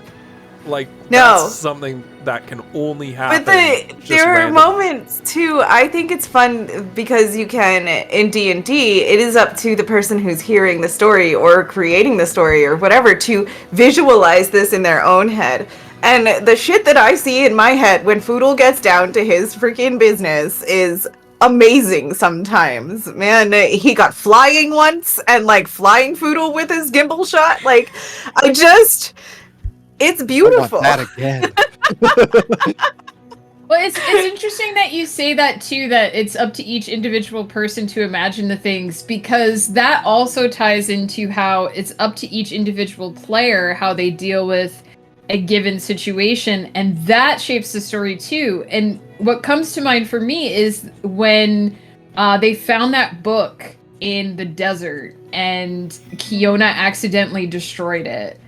And she was so like, this was a decision that I'm still Kiona gonna cry made. because of that. Yeah, Kiona made this decision, you know, trying to get this book, and because of how it ended, that forever affected the way, like, we did a one-shot a couple weeks later with Kali, and Kiona was physically terrified of trying the puzzle and potentially getting it wrong because she'd had this experience, right? And it colored that character's whole experience moving forward. Also, we will never look at carpets the same again. Well, exactly, and that's like, that's You will something forever that... scream at statues. Yeah, oh yeah. If winter comes and spring be far behind. That phrase is burned into my memory from now until I am rolling in my grave. It's gonna be on your tombstone somewhere. It is, Yeah. for sure. 100%. There's gonna be like a weird, like, angel-looking statue on the top, and it's gonna have that face in on the the top bottom. corner of the stone. Just in fine People are print. gonna be like, "What?" And because each individual player or each individual character reacts to things in a certain way, like, it all builds something that no one individual could build alone. Like Ghost Pepper said, like, there's a certain amount and there's a certain extent to which this all came out of his brain, and he set it all up and he continues to develop it, but he's allowing us to go in there and move things around too, and that's what sort of turns it into the thing that it ends up being, is that everybody has their opportunity to contribute this lasting thing, and then people just kind of pick it up and run with it. And that's the glory, I think, of having the community involved in the thing. Sticking with the community, I want to ask again that if you have any questions, please do put them out in chat. We will get to the best ones. I promise we will. Like this question that came in from Torvax, so I'm glad to see is still here. Thank you so much for still being here, Torvax. I was so afraid Torvax would leave and wouldn't get their question answered. But the question is, I'd love to know the process people go through when coming up with character names after Flutter's expression. I think, Flutter, when you said about how Kiona's name came about, it really blew a lot of minds. So where did everyone's names come from? Listen, take what you love. How did Monster come up? I was gonna say, if you read books, if you watch movies, if you play video games, you will always find something that sticks in your brain. I do. I will forever stick with. It doesn't matter if it was used somewhere else. You can definitely use it in a game of a tabletop RPG, because that is your character. That is not the thing that you're that other thing, right? I just have a weird ability to take sounds that my mouth makes and slam them together and throw them at people, and sometimes the names stick. So that's just me. You know.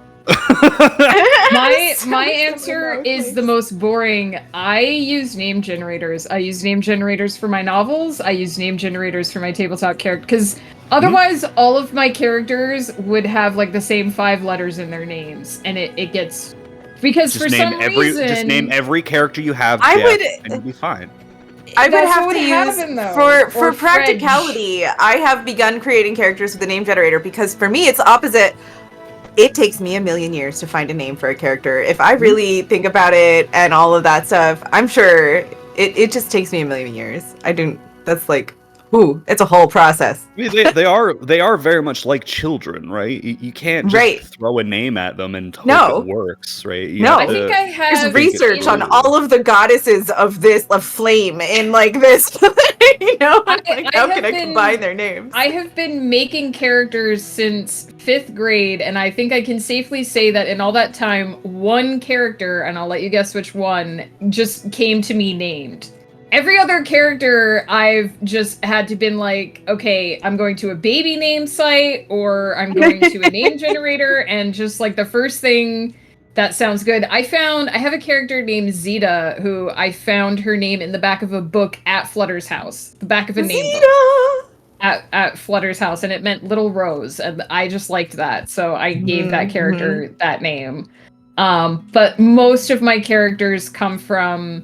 I used to try and just hit my keyboard and just see what letters popped up, but again, it results in a lot of repetitive letters. So name generators. Just add in a couple hyphens, a couple apostrophes.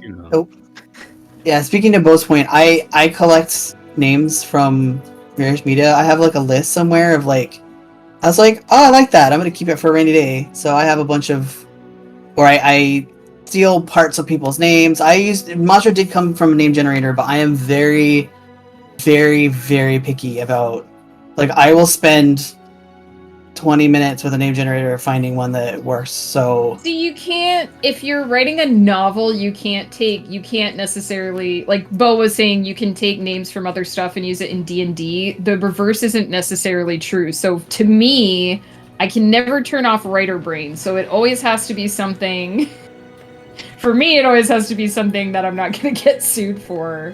Right, something that hasn't been invented. It's something I only take bits of. So like what, you can't just call a character Legolas? Why not? Right. Well, my character for your name, or for your game, his first name is Kai, and that's actually the name I took it from a musician, but I just use the first name. So you know, you can find ways to make it work. Yeah, you totally can for things that you're not publishing. Absolutely, like. But for me, once. I want to hear from Cauliflumps about this question. Right, where did Foodle come from? Yes. For me, once I'm in writer mode, I can't always turn that off, right? And Doodle, where'd Doodle come from? Honestly, so I don't want to interrupt, but Foodle was getting my head around that name because whenever I tried to type Foodle in chat, sometimes to this day it still comes up with Doodle, Noodle, Poodle. So where did the name Foodle? All of which we use. My children, turn with me in your player's handbooks to page 37. Oh my god, really? You're oh shit, I gotta find my player handbook. Wait, I gotta pull it up. I don't have it out yet. Wait. This is the most boring answer yet, but here we are. No, I still think name generator is more boring. So it should not even be name generators. It should be the gnome section of the player's handbook. He went to the official resources. It's right there. It's right there. And you will see Gimbal. Okay. You'll see Nam Foodle. I didn't like Nam Foodle, so we just went Foodle. Waywalk is his mother's name. If we had just read the gnome section of the PhD, yeah, Waywalk it, and yeah, all of his names came from page 37 of the player's handbook. Waywalk it. Oh my god, they're there. They're all there. I love. Okay, so not only do I love this, but to put it into context, that this all goes along with this massive amount of family lore that Kali thought of from inception, and he's got like, this is his uncle's name, this is his uncle's nickname, this is how many cousins he has, like he's got all this whole family the gnome character that they put on the I just say too, it's like the most back in high effort and low effort at the same time. Back during the first year of Winds of Chaos, I got together with each of the players individually and wrote a little short for my blog, which you guys can find on my blog and read, about their characters. And I think it really highlights the different approaches people have to how they create and manage their characters based on the answers that I got. So Flutter was like, I want something that involves Kiona and her stepmom, but talk to Ghost for the details. Literally, like, again, I know nothing about my character's past.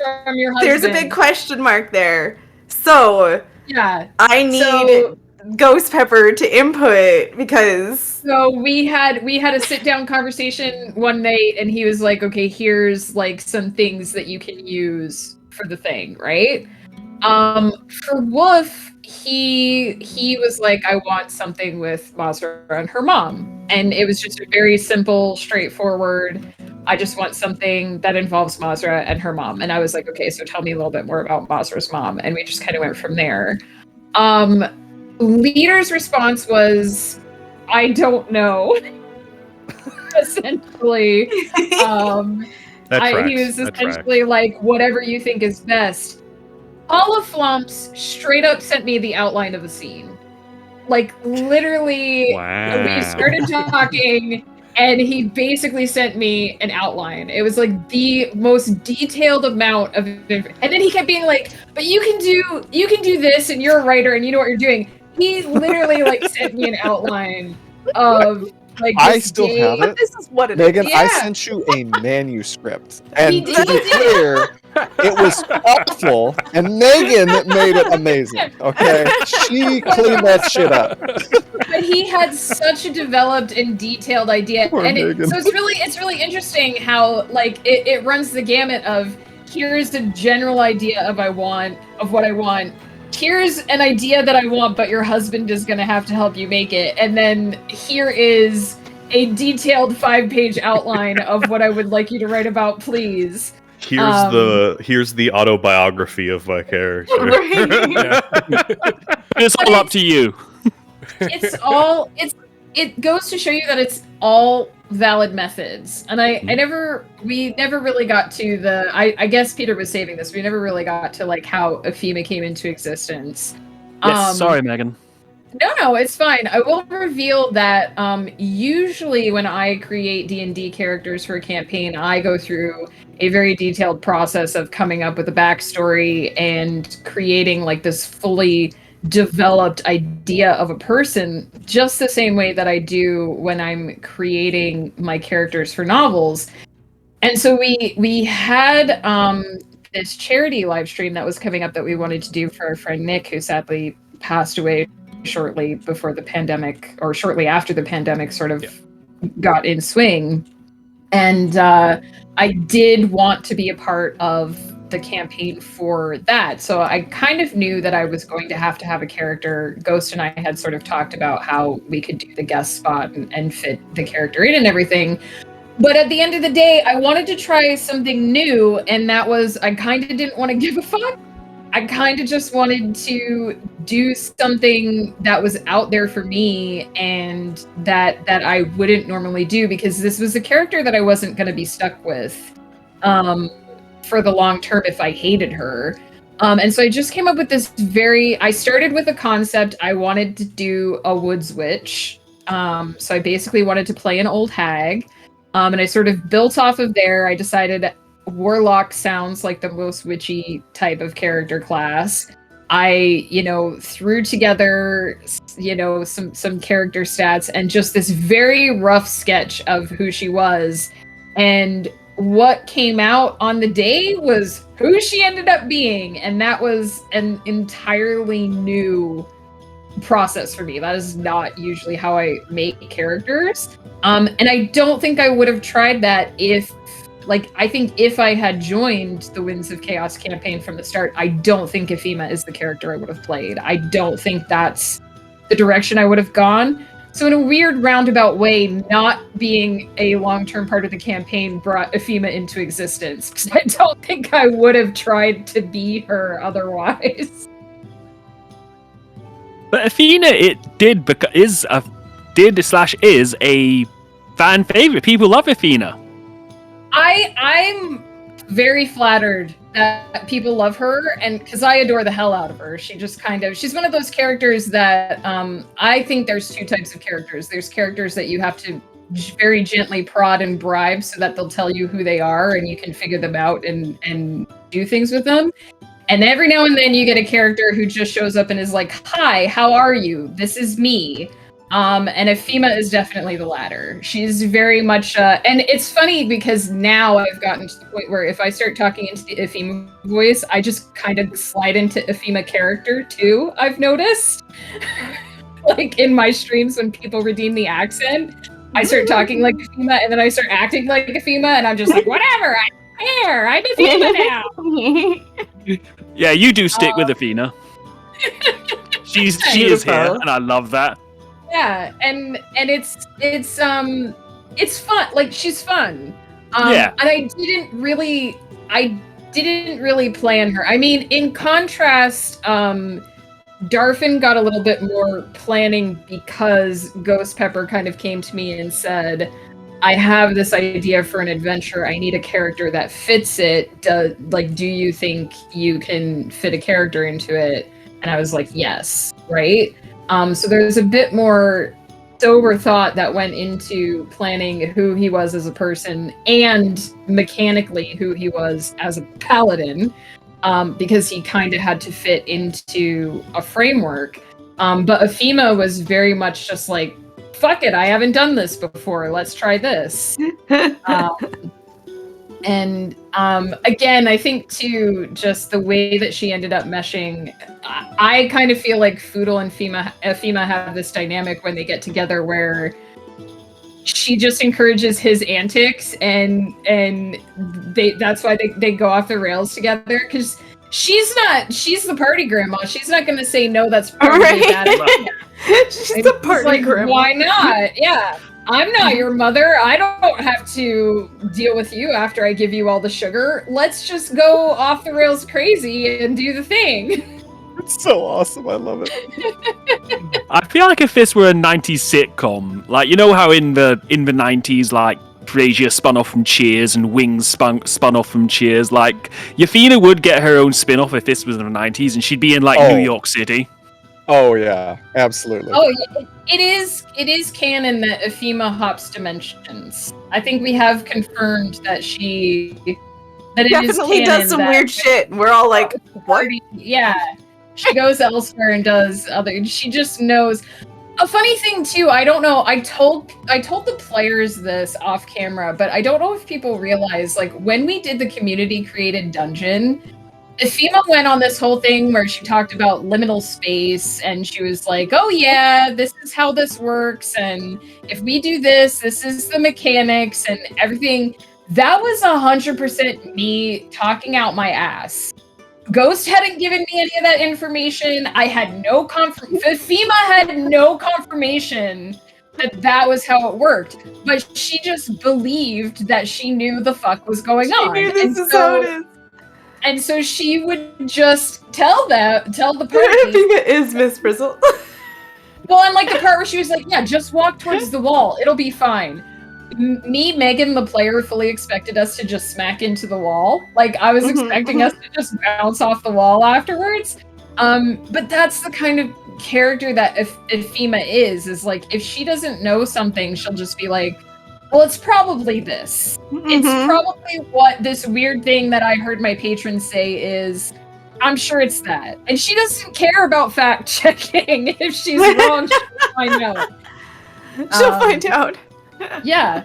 She's gonna fuck around and find out. Was gonna say something about Foodle's family. Oh shit, I'm sorry. I'm so sorry. Oh no! I mean, all I was going to say was, his whole family comes from, page 37, and it's because Ghost at the time, this was ground zero. Like, this was, 2 weeks before we started. This is baby Flumps that has never touched a D&D game before. I didn't know there were name generators, so that's what I had, and I was like, all right. These are the names that I like, and the rest of them can fuck off. So that was my creative process. Yeah. With Poodle. Oh my god, it was great. God, that was it. So I know we're coming up for 2 hours, and is there a break at 2 hours ish? I kind of think. Sure, but I do have a couple of questions I want to get to before we go take a break, and then we'll come back and speak to Mazra and Kiona and Foodle and various others, Yafina. But I want to ask a little bit, what is the end game for this campaign? Where do you see it going, and where do you see it not going, which is likely where it will go? Who's the big bad? Tell us. Inquiring minds want to know. Is it Kiona? I think it's Kiona. I'm very concerned. Deny whether or not. I'd really love to know if it's Kiona, actually. You can tell me, Ghost. I won't tell anyone else. I am open to a number of different endings. Just today, I was having a conversation with Cauliflumps where he shared a resource with me. That he said, I'm not sure this would work in my campaign, but it may work in Winds of Chaos. And I said, "Oh, I have plans," but then I amended that to say, "Well, I should say that I have hopes." Yeah. You guys have to know, I'm not against Kiona being the big bad. I love a good tragic story ending. Like, that is my bread and butter. You can ask. Stryker knows my favorite Shakespeare are always the tragedies. Everybody needs to die, and it has to be a sad ending. I love it. Says the woman who blasted me for killing a character of old age. Listen, I loved him. He lived a full life. So there is a plan for an end game. Is that what? Or at least several plans. There are a number of cases for me to open. There are a number of potential end games. We're keeping this going for the next 10 years. I feel like this is the most long-winded way of saying episode 100. There's no plan. There's a plan to have a plan. And we're level 10. Oh, I see. 11. He's dancing around I was the gonna answer. say we're 11, Yeah. so Yeah. I Cat as subtract well. my last level back. I do. I know the cat. Look at this cat. Oh, it's Alice! Say hello. Hi, Alice! Hi, Alice. Oh, she's mad. Oh, Oh, shit! didn't like that. Oh, she is so mad. Alice is kind of a bitch. Oh, she really is. She's got massive resting, waking, breathing bitch energy, and I love it. This question is just for me and Pepper, so the rest of you take a little break. Mr. Pepper, Mr. Ghost Pepper. All right. Gather around. All right. In your angriest moments, in your most fuck it times, how close, have you gotten to being like, you're all dead, an asteroid hit you, fuck it, we're done? Okay. Never. I have never wanted to quit this game. I have never wanted to quit this game. No. I want to say, though, that there have been a few times where he's come up the stairs at the end of a session and made comments about things that took place. And my God, at this moment, I was ready to do this, or, oh my God, this thing, if only. Here's one of the things about a healthy mindset. I have devoted my life for some reason to working with teenagers, and I will often come into remarkably similar. Like earlier today, I went into my vice principal's office to say, like, this happened in class, and I had to sort of mentally say to myself, don't hit a kid, don't hit a kid, don't hit a kid. Just from some of the attitude that you get being a high school teacher. And nonetheless, I applaud you. This kid, I would not trade them for anyone, right? And so the reality is that sometimes you have to admit to yourself, this happened, and it irritated me. Maybe it even pissed me off, but in the long run, I wouldn't trade this for anything, right? Yoda took haste? What?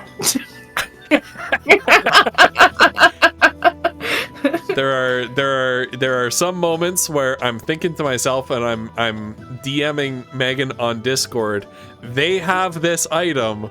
They're sitting here complaining about how hard this fight is. It would be over if they remembered that they have this item. It's true. We're the worst at that. The worst at that. We forgot a whole character that we were supposed to talk to recently. I mean, we just... Yeah. But I'm sorry, Tom. That's brilliant. Yeah, I've never wanted to quit this campaign. Because there's too much going on. I'm too invested in the story. I'm too invested in these characters. I'm too invested in these players. Two of them I've known for ages and ages and ages, right? Wolf and forever. Yeah.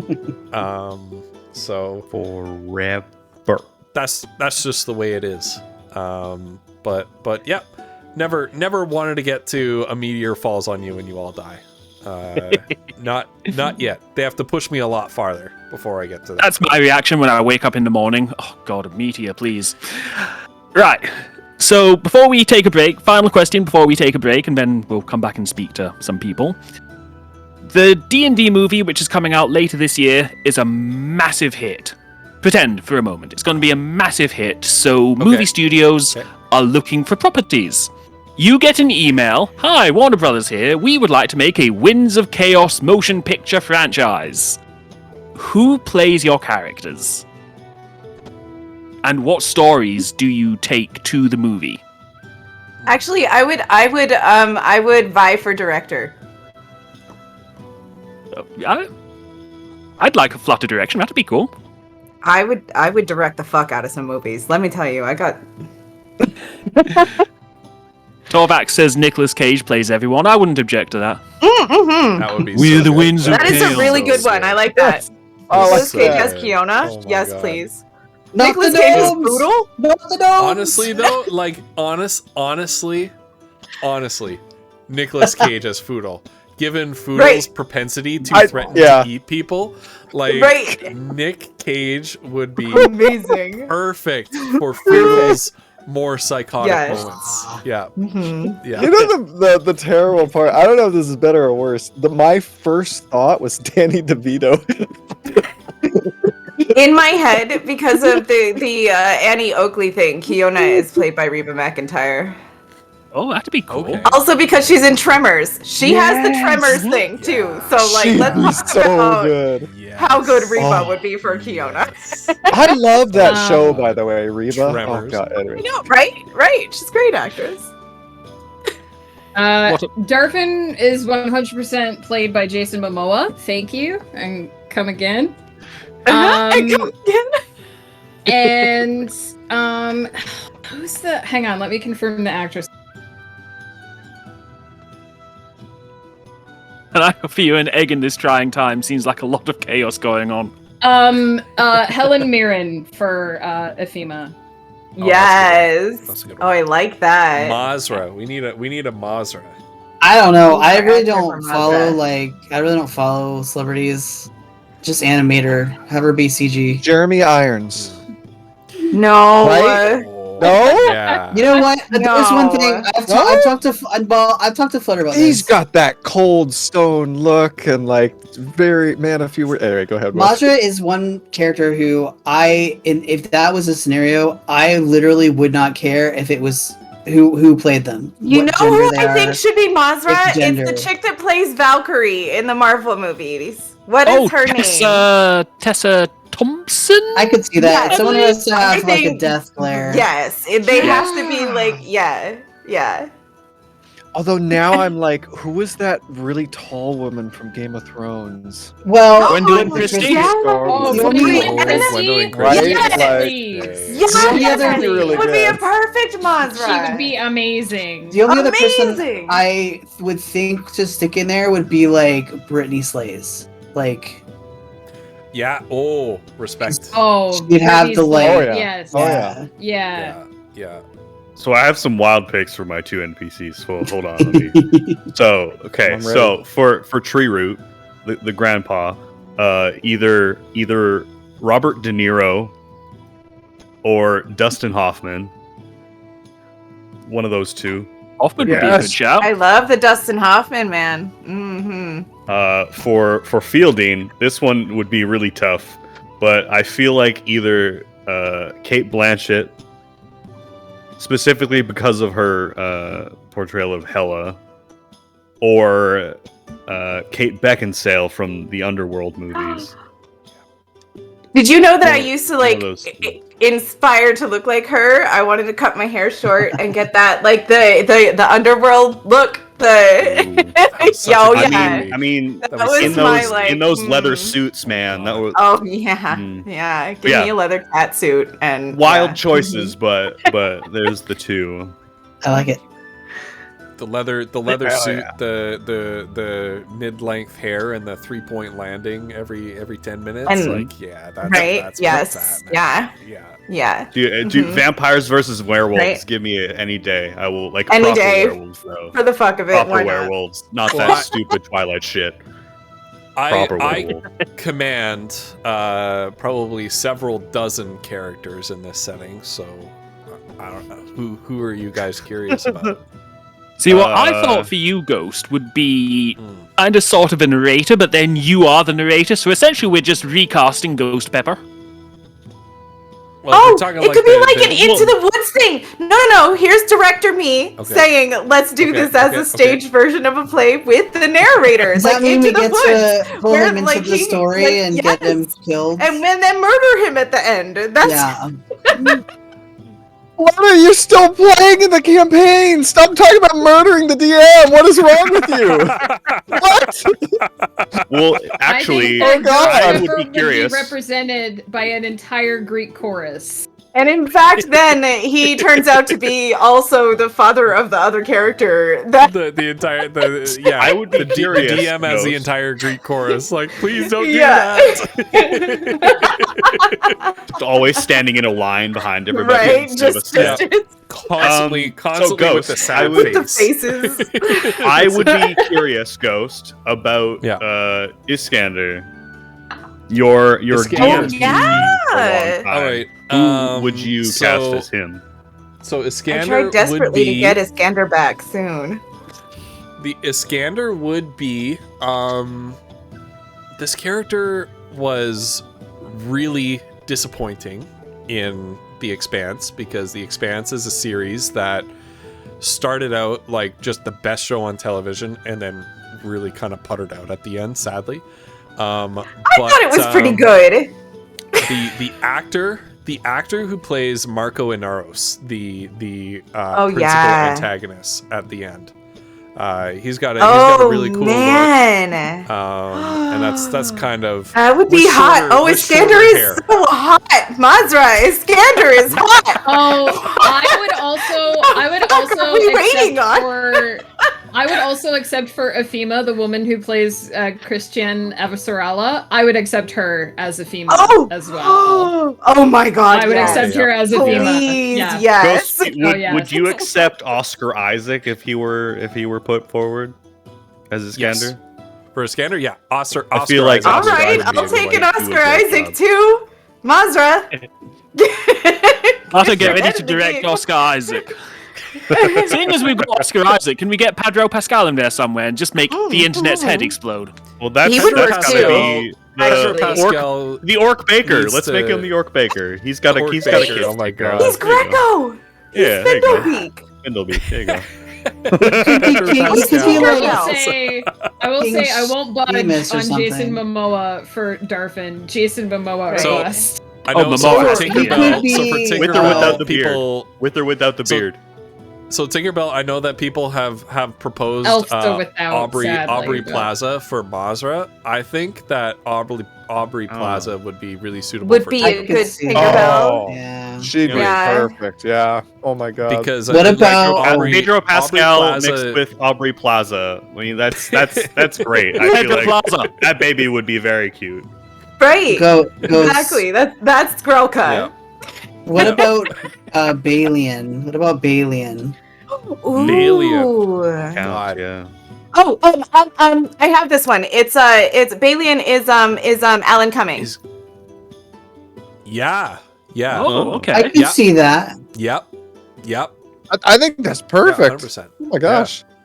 Somebody who projects like or can project like this really like sophisticated sort of. I posh- watched that man do a one-man McBee on Yeah. stage. Big bitch. Amazing. Yeah. Yeah. I don't say it because of your superstition that We're has not been in a drilled theater, into my it's brain. fine. I cannot say it. I We're don't not ever performing, say it. darling. It's okay. Now I know people have thrown out a lot of names for Greco Findlebeak. I'm gonna go with someone who's a Idris little Elba. bit more old school. Nathan Lane. Oh, Nathan Lane fantastic. for Oh, Greco, that yeah. totally changes him. That is a such Yes. a fun. Wow. That's a fun decision. Specifically, I can get as behind specifically that, baker yeah. like bakery owner. Yes. I don't is know if beautiful. he would work as initially. You know what introduced. this is doing, Greco. actually? Yeah. Do you understand that from here on out, in my head, these actors will be who I picture every time we can encounter them? Do it, yeah. But specifically sounding like ghosts. Right, Yeah. but actually the right voices and everything, just Yeah, with we gotta Nathan see Lane's those. face. Like in Speaking Austin in a weird Powers 3. accent. When Beyonce was talking, but Nathan Lane was doing the actions. Yes. Yeah. Yes. So Ghost Or is the guy- speaking, the but guy Nathan from Lane's on Ant-Man. camera. The guy from Ant-Man that Torvax. describes things that happen. Paul Rudd. Yeah. No. The Torvax is Spanish so guy. right. Alan Tudyk yeah. Oh yes, as Foodle. Alan Tudyk would be great. Oh Why my did I not God. think of yeah. him? Oh my Oh, god! but yeah. Alan That'd Tudyk. be Wait, who? amazing. Alan Yeah, Tudyk yeah, plays people all Alan of together would be Tudyk? great. Alan Tudyk plays all of Foodle's family. Yeah. Yeah, that's gotta be like Alan And Tudyk starring Narcissa. Alan Tudyk and Alan Tudyk and Alan Tudyk. Yeah. What about Jeffrey Combs? Jeffrey Combs could play all of Foodle's family. Amazing. I love it. Foodle's mentor in Smokeleaf, Boggy Grundlewild, has to be the classic Tommy Chong. Yes. 100%. Yes. Yes. That's amazing. Absolutely. Oh my God. Who Cheers would to play Andrea Pantalonia? Who would play her? Honestly, I would just cast Andrea Pantalonia. Oh my god! Yeah, like yeah. I would Andy Pants. cast Yeah, Andy it's gotta be Pants. You Andy know, Pants. like oh Yeah, my gosh. there's nobody like Andy Pants. But it has to be God, filmed God. like the first like the Fellowship of the Ring, like the everyone else is forward but she's back, but they're speaking to each other. Yeah.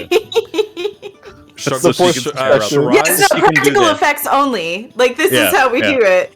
And then, but then I was thinking because the Kiona Reba, I thought it would be fun thinking about her doing the screen capture for every time Kiona changes races, like doing. Oh. Right? Because think about that, like. Or Kiona changing. That'd be a great way to get some Wouldn't that additional be fun cost to in. play with in the? Oh true. man, and her clothing that changes. I tell you about it sometimes, but I don't want to. Like, I feel like I'm always trying to draw too much attention. But like, in my head, every time we're in a scene that progressively, like we're walking into a city, we go into like the King's Court. Every time we're progressively going from one spot to another, Kiona's outfit subtly will change to match the area around her, like Well, that little sounds bits here and beautiful as there. fuck. So people don't notice it because they're not watching it happen. But like Dude, every time you chameleons her way go through. into like a high end part of a city, it's just like Right. a train of a dress just slowly. Right, it emerges from the essentially back. her cloak, like her when they're riding in. This is how it happens in my head. When they're riding into like the castles and stuff, when they do that, and we end up like we're always like first day we're off the road, we meet the king. Like so, it in my head as we ride through the city and get closer to center, like her jacket will lengthen and start to like morph into a dress, and by the time they get into the palace area, she's actually dressed in like a decent fucking dress. Not like the most crazy thing, because she's still Kiona country girl, like whatever. But it's a dress that matches like the court vibe going on. I So wonder. she always So I in my head it sort of goes off like with her thoughts. So like if she were to ever be, like get embarrassed or something, it would suddenly change color. In my That'd be brain. fun. It's always like the same dress. Like Kiona doesn't have an imagination to create a new dress every time they go into a place. Like she created the dress the first time and that's it. Like that's the one that she wears when she goes to subtle small things might change about it depending on the fashions she sees around her, but that's All right, God, Flutter, you do and I not need to make give some. Poodle. I'm sorry. I we don't need like to make that. we need to make some Just updates don't to that do it. item. gotta make some It updates. evolves It's like too the good. Brazers did. There you go. Yeah, why not? I think it's fun. I Yeah. just never really draw I attention love- to it. Just that's how I love imagine items it in like my that, head. man. It's something that just is there that colors the story for me. For sure. Flutter's already imagining the Flavor- movie. adding flavor to stuff is so much fun, man. If you can add a little bit of flavor to something, go for it. It just makes. Can you imagine how many costumes it would take to film that, though? Oh, that would be That's wild. a costume department problem, not a Right? you problem. And background Listen, I cast know would some be people already, so absolute nonsense. yeah. Oh my gosh, So it are would be so we- much fun. Are we gonna take a break now, Mr. Pepper? This is your show. I'm just visiting. You're the host. This is your show. Oh God. We Okay, we're gonna take a little Take a break. break. When we come back, we're gonna Yeah. be playing Kesha, but first. Yeah, I can't wait for Oh, I TikTok. I mean, I slipped into the old page up there. It is 50 minutes past the hour. We're coming up for the top of the hour soon, so stay tuned.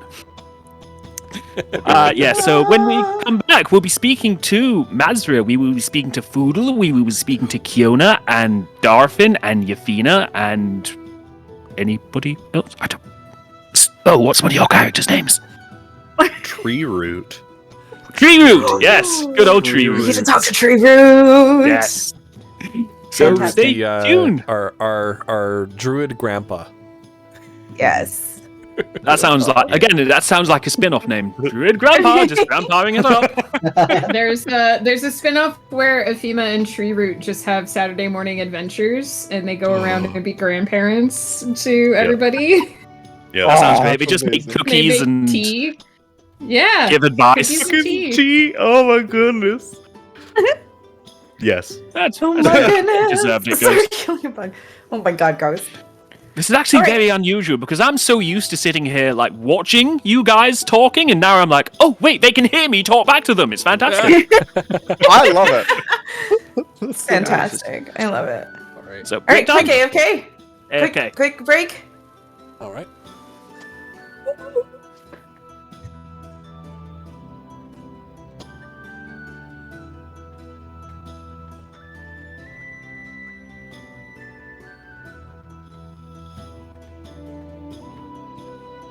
I'm assuming we're still live, so Looks You like are still live, Mike. said. hello chat. Well, I'm Hi going chat, to get water, how's so- it going? I'm here. I will apparently entertain you whilst other things are occurring. How's it going, chat? What's up?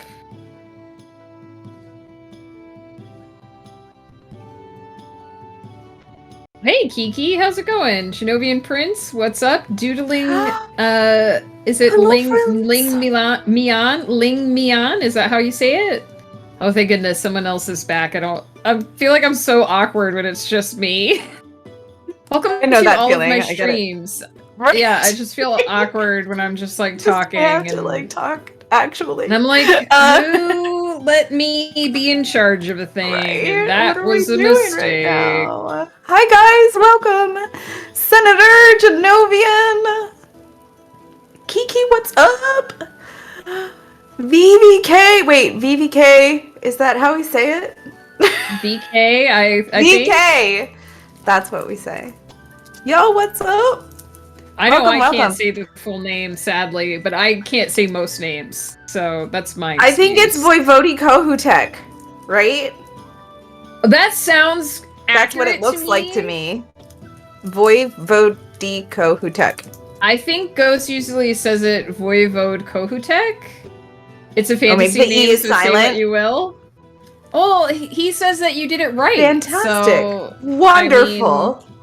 Listen, I see I'm what I gonna- read what I see. I'm not gonna contradict the person whose name it is. Latter sounds like Ron Burgundy.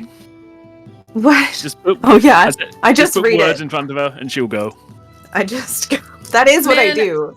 We have some friends like when someone comes into Joe's stream, Jay Chili's stream, he'll just say their name and he's just very chill about it. And I'm like, I envy that confidence of just like it'll be okay if I do it wrong because I stress over every name. I sometimes will delay saying somebody's like pretend I haven't seen chat. Same. Because like I'm like trying to put it together in my head before I say it out loud. Or I'll preface it by saying I apologize in advance, but I'm gonna say your name wrong. But also I know that I'm butchering this. Yeah, because I feel so bad. I want to do it right. And half the time people are like, it's fine, whatever. And I'm like, no, I want to say your name correctly. Make me do it No, right. I'm with you, right? Like pronunciation is 90% of the game for me. Like, no, I have to do it right. Look, what is I'm playing IW, but you're all lovely. Can we make it up? I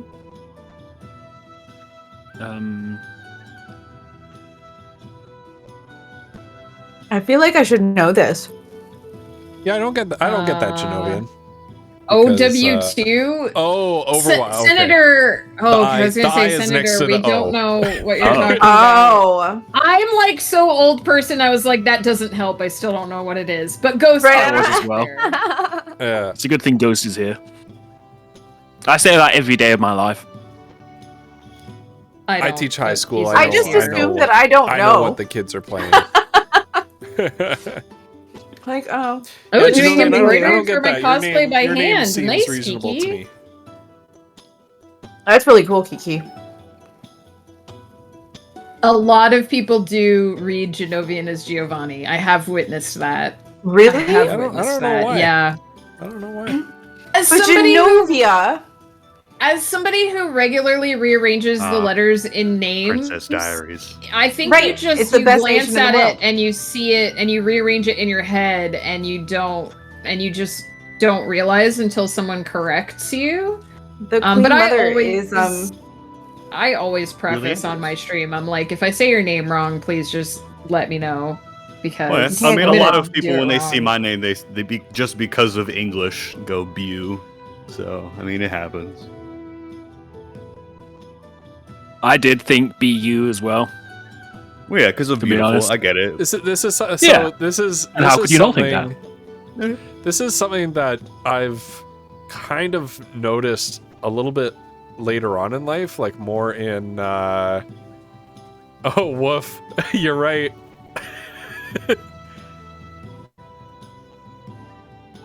Oh no! Vinyl stencil, what? Oh my god!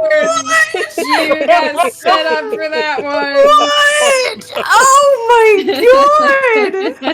god! Vinyl. My god! Yes. I need it. Cheers. Of course. So look who comes up behind. That is a very deep cut, and I appreciate that. She got me with that earlier today. You should have seen how we were laughing so hard she couldn't breathe. She was laughing so hard. Oh, she's just like giggling back there. Oh yeah. All right. Amazing. I know. I would like to say the answer is yes. Yes. Oh, look at that. Yes, please. I am staggered. This is why I am low-key in love with vinyl. Right? Who isn't? Who isn't? As we all should be. Yeah. Oh my goodness. Vinyl's the best. Oh, Almost as good as the time when. Do you remember we were? I don't know if I was playing, but you were playing golf with friends, and Ghost said, "Okay, Flutter, there's a new map called Eden," and Flutter was like, "Eden? Where are you finding this?" And Ghost like, "Just search for Eden." And Flutter was like, I'm not seeing this. Where's Eden? And Ghost was like, Eden D's nuts. It was the longest game ever. Because it took a good minute or so for Flutter to be like, I'm not seeing this. That was the long game, yeah. This is what we were discussing earlier, though, is that I take people at their word. I just accept that whatever somebody is telling me is actually what it is. So it takes me a lot longer to realize just when because I'm of the being nature had. of golf with your friends, there is just so much memeable material that comes from it. Oh, so good. Golf with your friends is a bloody game. Oh my goodness. Oh, man. Yeah. Oh my goodness. It's so much fun. we were talking about actors for characters before, and I didn't get a chance to say it, but now that Shagraz is in chat, Shiraz Shadeheart I'm thinking like who can combine immature humor, but also a sudden shift into like serious dangerousness, and I'm thinking Donald Glover. Who I happen to be a huge fan of Donald Glover, but I can see that. love Donald. I'm not mad about that idea. You know who I would have thought Tiffany. of if he was still here is I would have thought of Alan Rickman. Oh, yes! Rickman would have been great, especially the more Rest in peace. immature levels. Right? Someone that just popped into my head. If Shiraz was Alan Rickman, I would be all over that. Like, let's talk. Someone that just popped in my head. Like Megan Dana Fox. Carvey. Ooh, that's an interesting choice. Would be interesting. He's very good at going both Tiffany. ways, so I feel like it would be Dana Carvey. Megan Fox as I Tiffany think- would be Megan fun. Fox. That would be. I think Robin Wright would be fun as Tiffany. Oh yeah. Hmm. She's super yeah. fucking smart, Oh, like, yes. and hot. Yeah. Where is All Who's good. it? All good. that with a W or an R? Robin Wright with a W, I think. Question mark? Yeah, No, yeah, she's yeah. the chick that is she's the princess in The Princess Bride. Oh, Right. Yeah, Yes. I can see that for sure. I can see that. Yes. Yeah. Hello, lady. She's got a good evil side, and she's played an Amazoner too in recent years in the in the Wonder Woman movies. She's, I think, Tiffany. She could do it.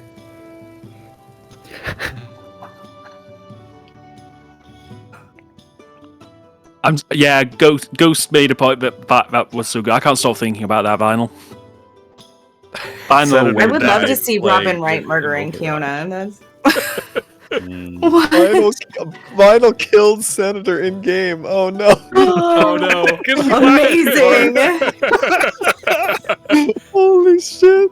Just imagine lining up for a shot and then laughing so hard Hear that that, the mouse Genovian? jiggles and you miss. Oh no. Choked on nuts. Choked on 10 nuts. We all choked on vinyl's nuts tonight, Yeah. Oh Yeah. damn. which is not a sentence I thought I'd say when I woke up today. Right? I'm not mad. I've said it, but I just didn't think I'd say it.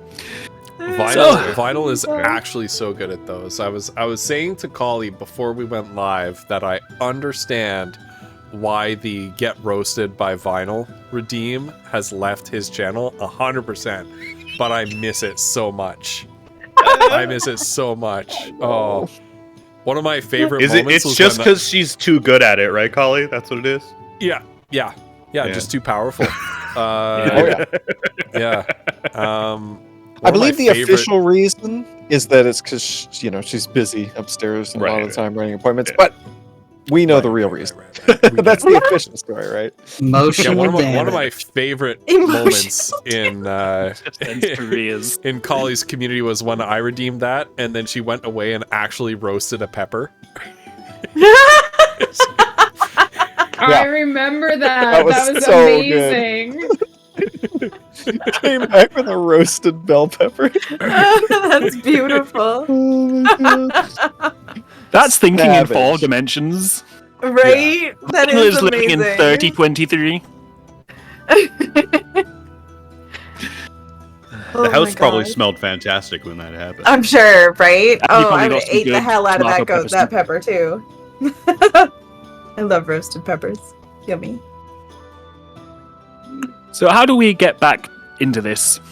Oh god, yeah, I don't know. Is the question. You ask You the just- question and we answer it. Yeah, you just Crack the whip. just crack the whip. You just rein us in. Just that's all. pose the question. that's right. And You are somebody hurting answers cats right it. now, my friend. You are Let's the talk- dungeon master. You are the Oh, dungeon God. master today. Okay. I don't know how to. Like, I know how to come back from like an ad break or something, but I've never had to do this before. No, right. Well, do it. Heard that, Come back yeah. from an ad break to Come Winds of from an ad Chaos. break. Okay. There you go. Welcome back to Winds of Chaos. I am your special guest host today. My name is Peter Greenwood, and I'm talking to Ghost Pepper, Worf, Starborn Striker, Bova Distance, Flutterdye, and Curl of Flurms. Hello, everyone! Hello! Hi. Thank you, one person. We all just stare at the camera like. You can tell we've all done this before. So, before the break, I promised the people in the crowds a little bit of a chat. And this is where I'm going to need your participation, because I haven't been here for 100 episodes, so I actually kind of need you guys to kind of talk to each other a little bit. So we are going to speak to Mazra, and we're going to speak to Foodle, and we're going to speak to Kiona, and we're going to speak to Darfin, and Yafina, and Wood Trello. Treeroot. My name is Treeroot. If Tree Grams. Wood boy. True Grams. I'm so sorry, True Grams. And God is going. Oh my god. Oh my god. Top Who else has watched The Tick, the old Tick cartoon Yes. with little wooden Yes. boy? Little I wooden remember boy. that. Oh, you have unlocked a Wood memory. boy. I'm putting this in a note somewhere. This cannot die, Wood boy. Oh, no. My apologies, Bo. I love you, Bo. So, hi. Greetings. Characters. Hello, it's me, Foodle. Hi, everyone. How are we today? I'm Well. doing great. I appreciate Are we everyone. here right now? I appreciate everyone taking the time out of what was happening end of last game, which I totally saw and didn't have to go to sleep for. So, how are you doing? How's things? I mean, I feel the usual, immense self-doubt and trepidation about what's coming next. Otter, you're supposed to be being Kiona. Oh, Wait, are we our characters, or are we? Yes. Yeah. Okay. Thank you. Well, okay. So we are. Maybe I shouldn't be the one explaining what's happening, because I always get weird looks from the other two when I explain stuff. But we were in a big gnome town, and it's amazing. It's the coolest place ever. And I'm looking for a whole bunch of people. But the important thing is right now we're looking for the last place that the old guy who turned into a dude with 6 eyes and attacked us. We're looking for where he was last, and that means we have to sail across this big ocean thing with a dragon that we have to watch out for, and then there's going to be a haunted Gilbrand. town on the other side. Yeah, Gilbrand. Yeah, that's his name. That sounds like it's a lot. Are you okay? Do you need a hug? Yeah, I always need a hug. Oh, I love hugs. I will give anyone who needs one. Because you guys have been through a lot together during the last couple years, I would say. Yeah. Yeah. How did you guys all meet and come together? Feels like an eternity. Yeah, but a good eternity, That's debatable. Magic oil was involved at some point, right? Yeah, so when I first met Kiona, she was naked, lying in a puddle of well, I don't really know what it was. I'm afraid of It what she was was letting the puddle grease. of. I think it was grease. She was greased up like a pig. And It actually came out of my pores. It was one of the most disgusting and awful experiences I've ever had in my entire life. And I woke up. I was always too Honey. afraid to ask, but yeah, I always sort of suspected that's what happened. Mm. But hey, now it all makes sense. We understand. You don't always have control, right? So at the time, it was very strange. Indeed, it was. But yeah, there were these horrible goblins attacking, and we were trying to get everyone to safety, and we met Mazra, I think, in town, right? Right on the bridge. Yeah. I don't like to think about that. I know. Yeah. Is there a reason why, or just because it meant you ended up with these reprobates? That's where Mazra's dad died. Oh. Oh, okay. I did not know that. My apologies, Mazra. Are you okay? Do you need a hug? No, I don't hug.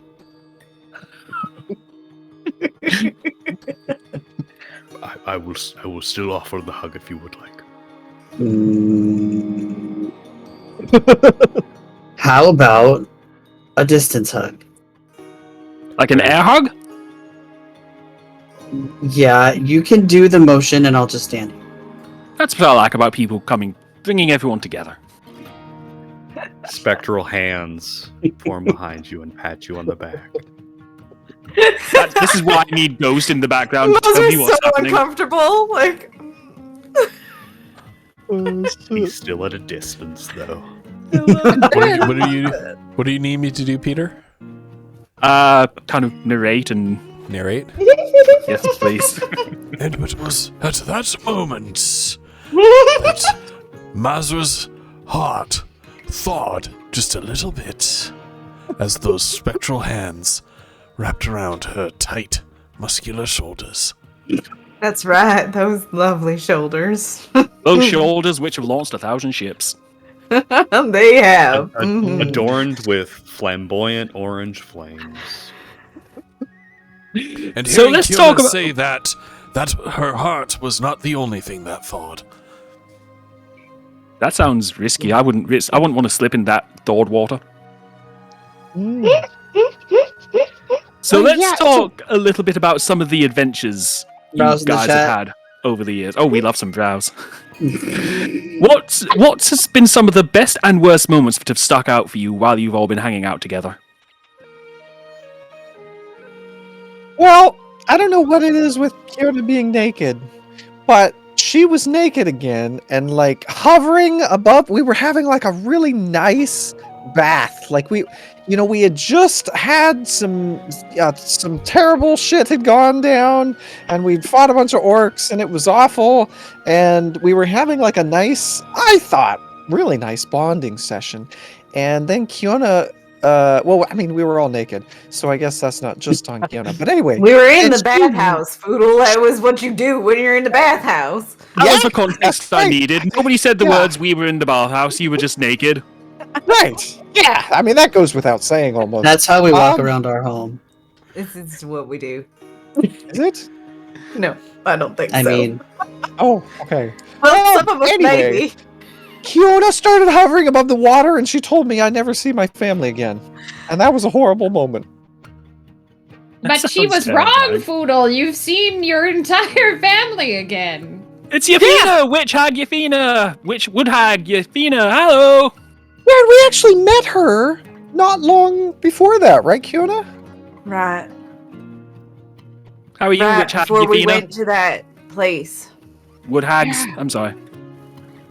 The Cold Stone Brewery. There was cold cream. The cold cream. The cold something. cream! That's right, that's where they also ate There my was- horse. Oh my I'm sorry, what? If by they, do you mean Maz? Mazra, Now, Kiona. The horse was entire clan, already dead. apparently. I only ate part of it. The horse was already dead. Waste not, With want that, the not. No. party remembers that It wasn't dead when I found Mazra it. only I mean, ate the heart of the horse. Pardon That's right. Mazra went all Daenerys Targaryen on that horse. The, If the, it's the part horse of your ate the rest diet, of it. then why Rest not? of the Coldstone tribe believes in waste not, want not. Wasn't that Jewel? Because Dolly is the horse that I ride now. Jewel was the horse that you ate her heart. Okay. Is Dolly a fast horse? Does she go from 9 to 5? Damn. Nice. I couldn't. To be fair, literally the only horse I remember is Doodle for obvious reasons. So I'm Right. sorry. Well, Kiona I also obviously has seem named to the horses, remember- but that's I also seem Mazra's to horse is remember named Horse. that Foodle ignored the fact that Darfin's horse, who is an intelligent Fey being, has an actual name of her own and decided that her name is Farfin. Her name, yeah. That was chat. That wasn't me.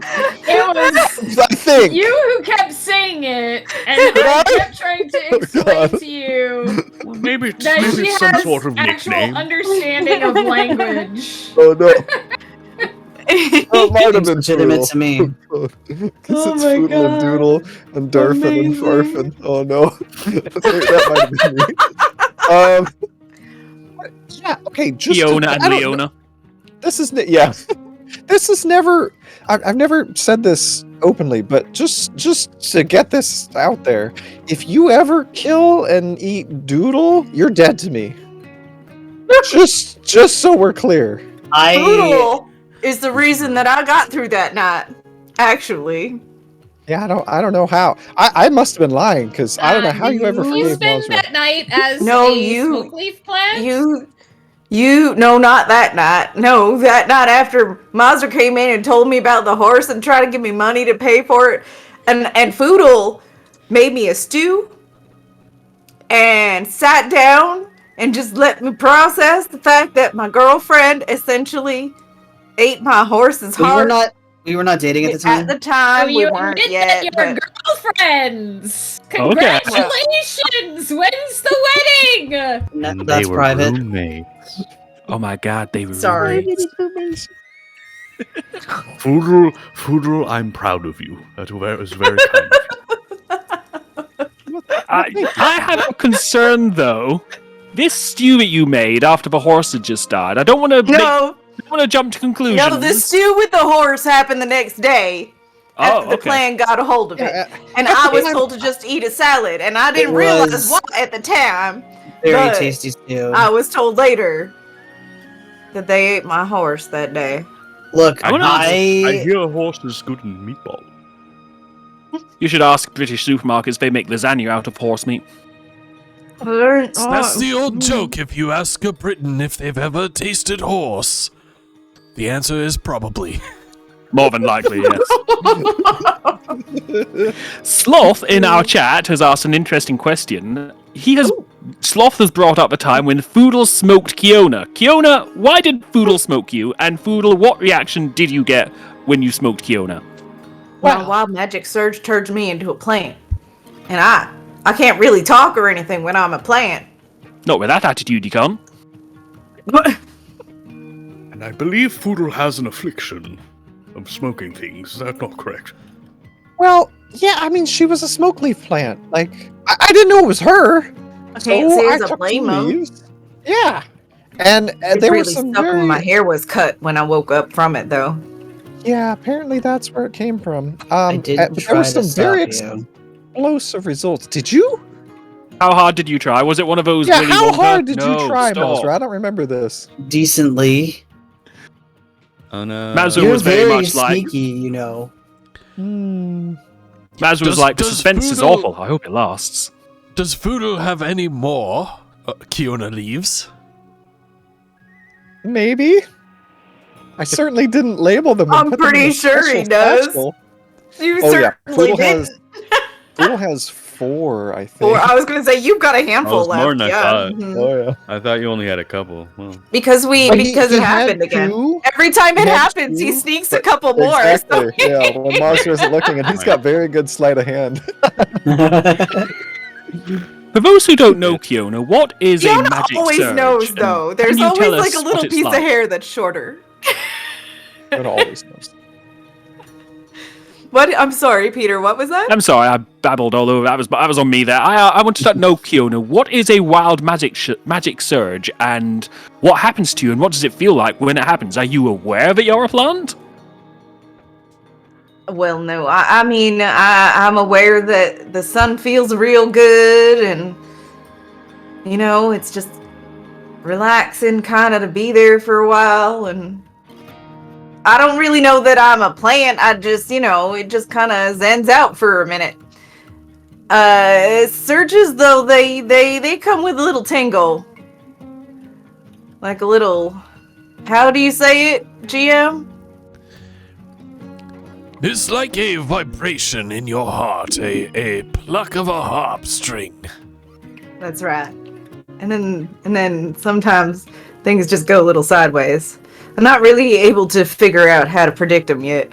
Yes, wild magic surges are vibrating tingles.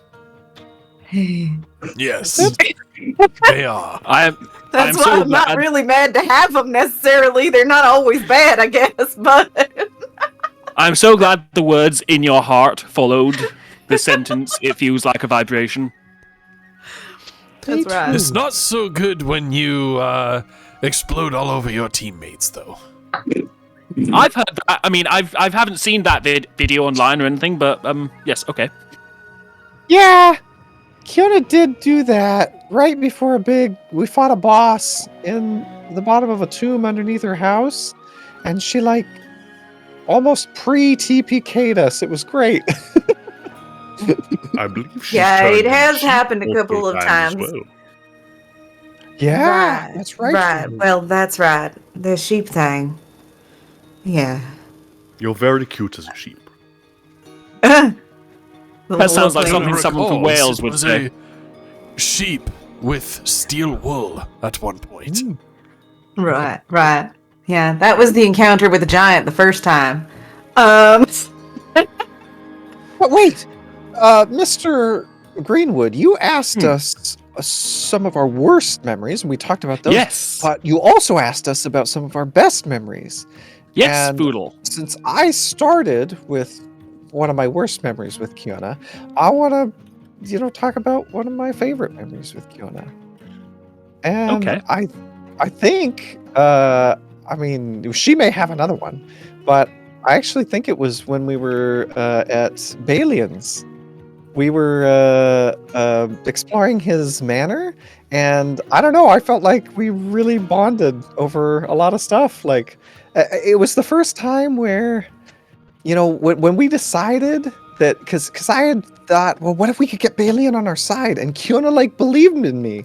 She agreed, and she thought we could. Like, I don't know, that meant a lot to me, because I was not sure what to think about Kiona at the time. Like, I was worried about her being taken over by the Six-Eyed people, and yeah, it was a big growth moment, I thought. Oh, that sounds I lovely. appreciate that, Poodle. I had a good time at Balian's too. Right? Man, he had a nice place. She has a different idea about Narcissa, but she wouldn't bring it up necessarily. What about you, Mazra? Do you have any good memories of hanging with these people? They were relatively decent. That sounds like the nicest thing you've ever said. Probably is. I want to ask Yafina a question. Yafina, when you're in and out and floating around, what else do you do besides popping in on these crazy kids? Well, I do many things, mostly in the service of the Morgana, who is my patron. She's this very lovely being. She knows tons of gods and goddesses. And she's very lovely, and she knows things. And she sends me on quests to all kinds of places. The Fey Realm, most recently. She sent this lovely gentleman, Pugrum. He's a mechanic, and he drove me into the Fey Realm. He's such a sweet boy, such a lovely father. He has these children named Bobby. They only live for an hour, but he takes such wonderful care of them. And yeah, I see all kinds of places, and I meet all kinds of people, and I always share my cookie recipe. And it's great, really. I mean, we'll travel. There's always wine. You have to have wine. And it's great. It's lovely. I have my boys with me, of course. And it's great. It's lovely.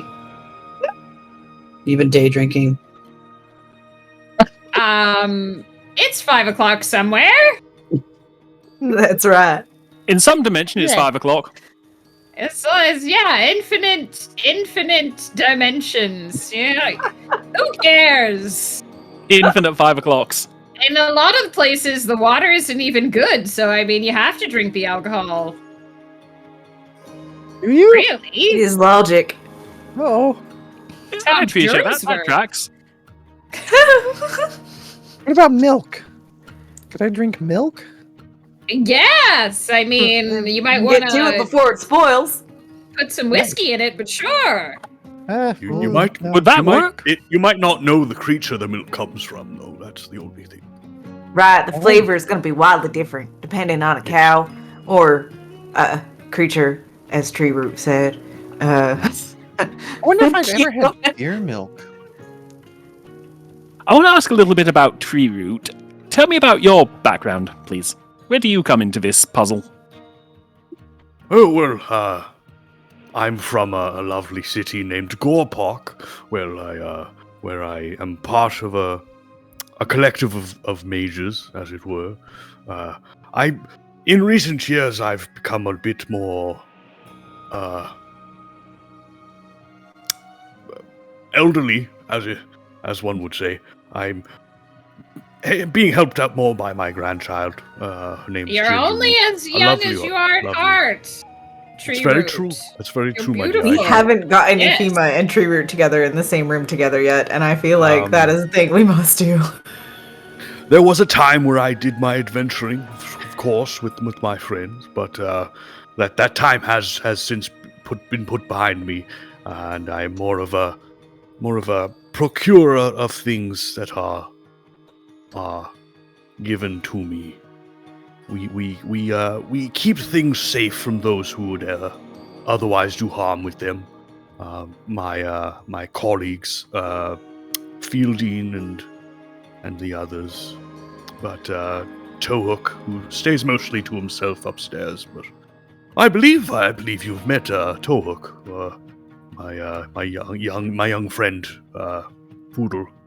You met him briefly, at least. No, I don't think I met him. No, That's Poodle. I don't think. my mistake. No. Yeah.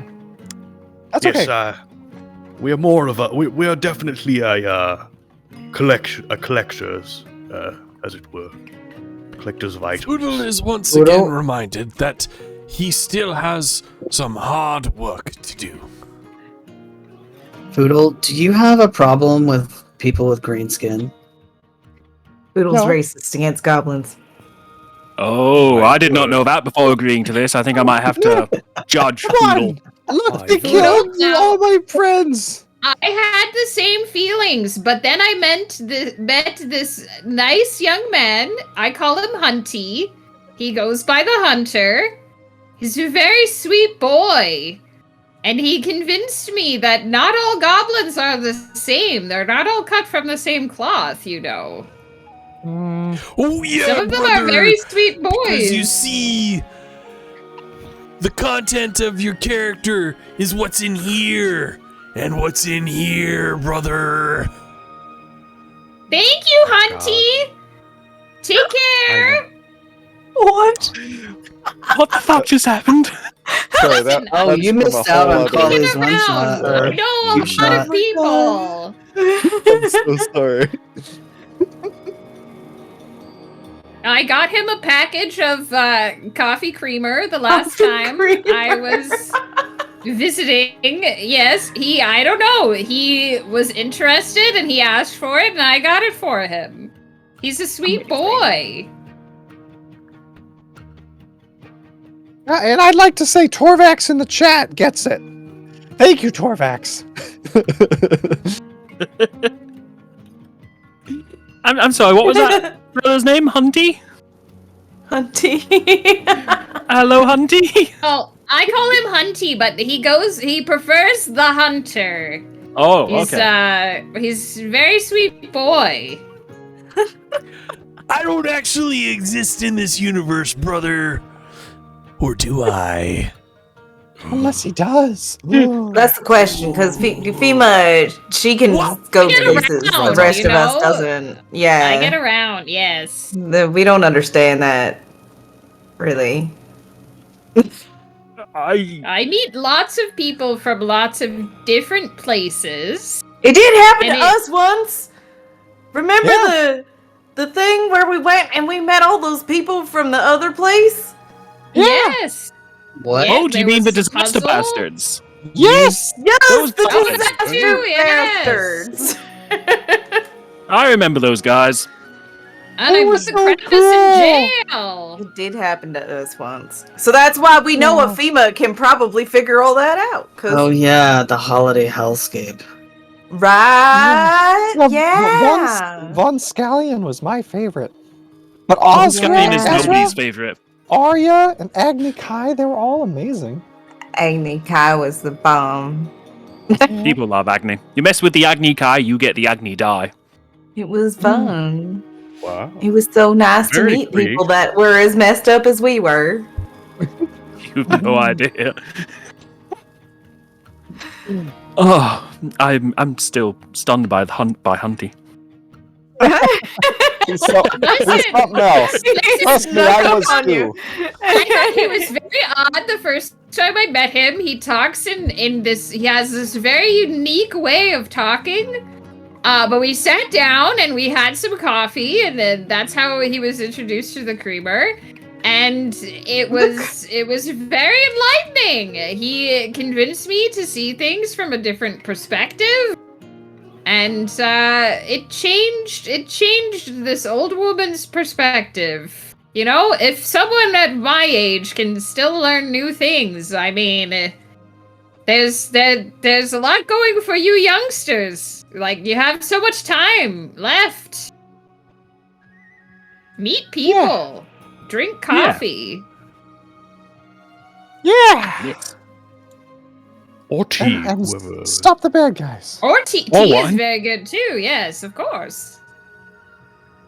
So, how long do you guys think you'll be together? What do you have any plans to separate?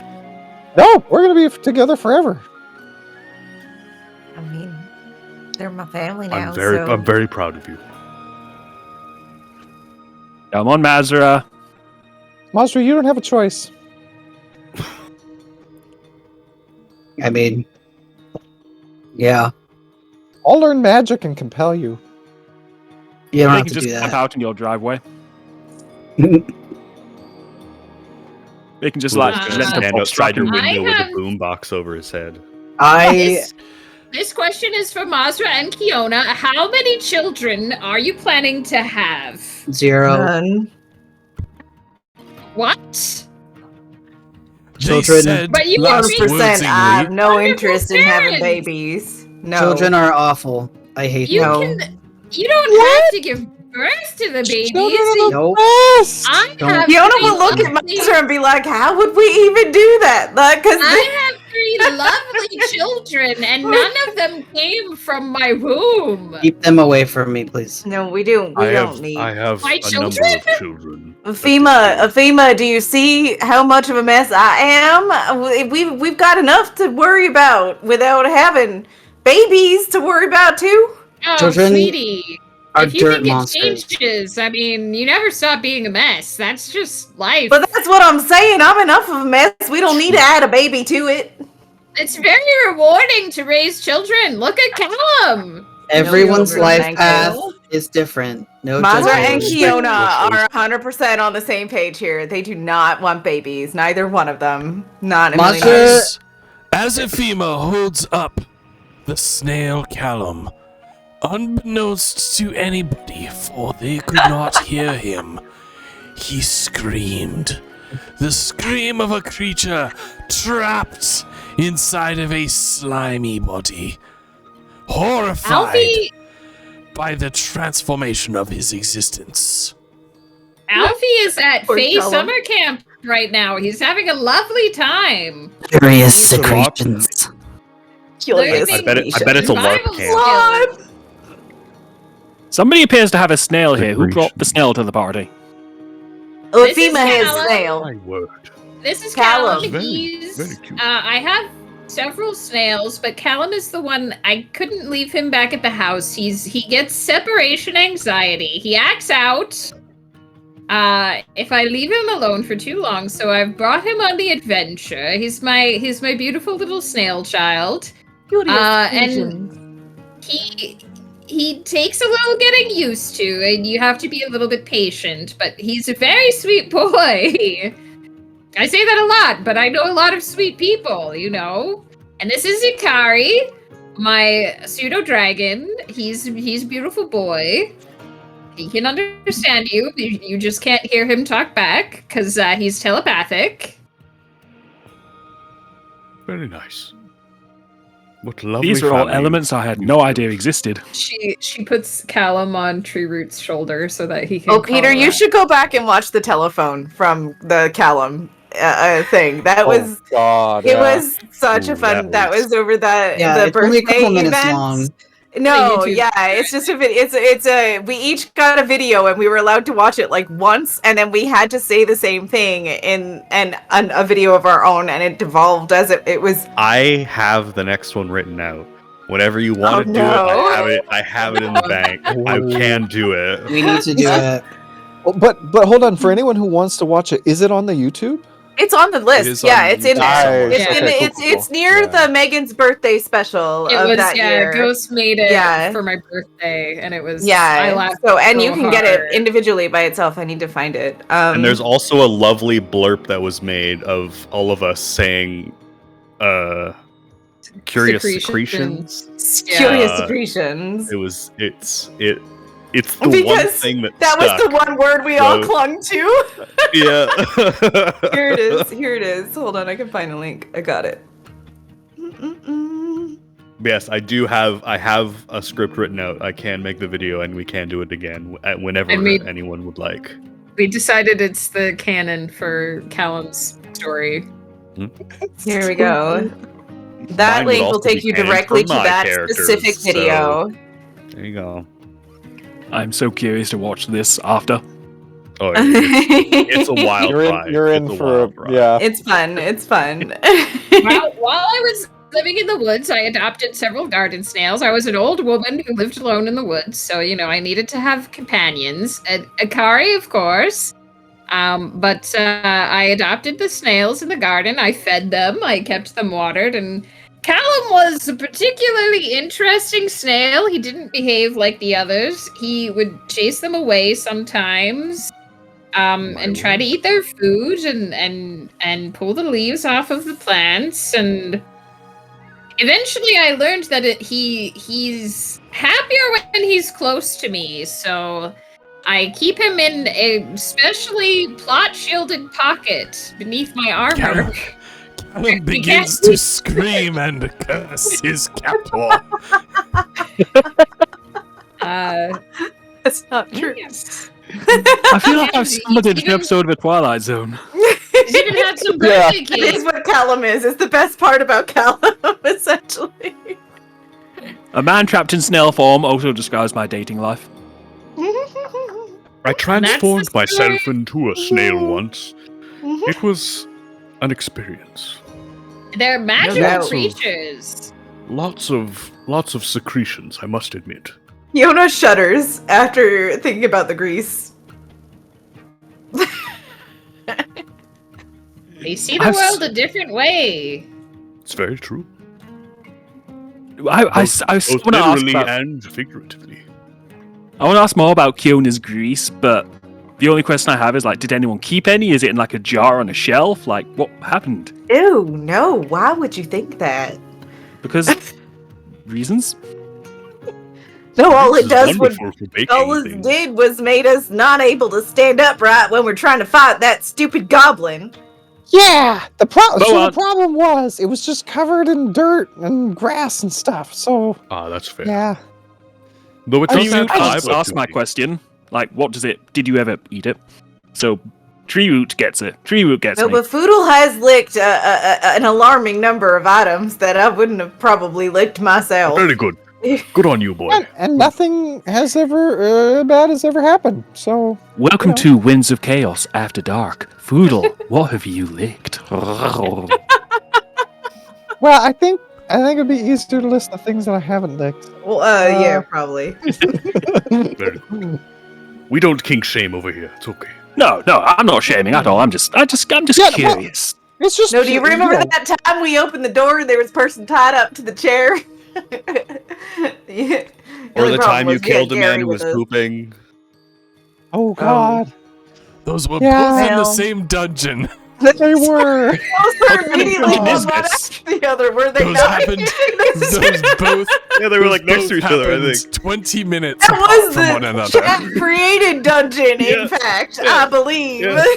To be fair, And we had a kid with us. he should have We just had Gary. kept pooping. He came after us, so we Poor had to Gary. kill Little him. Gary.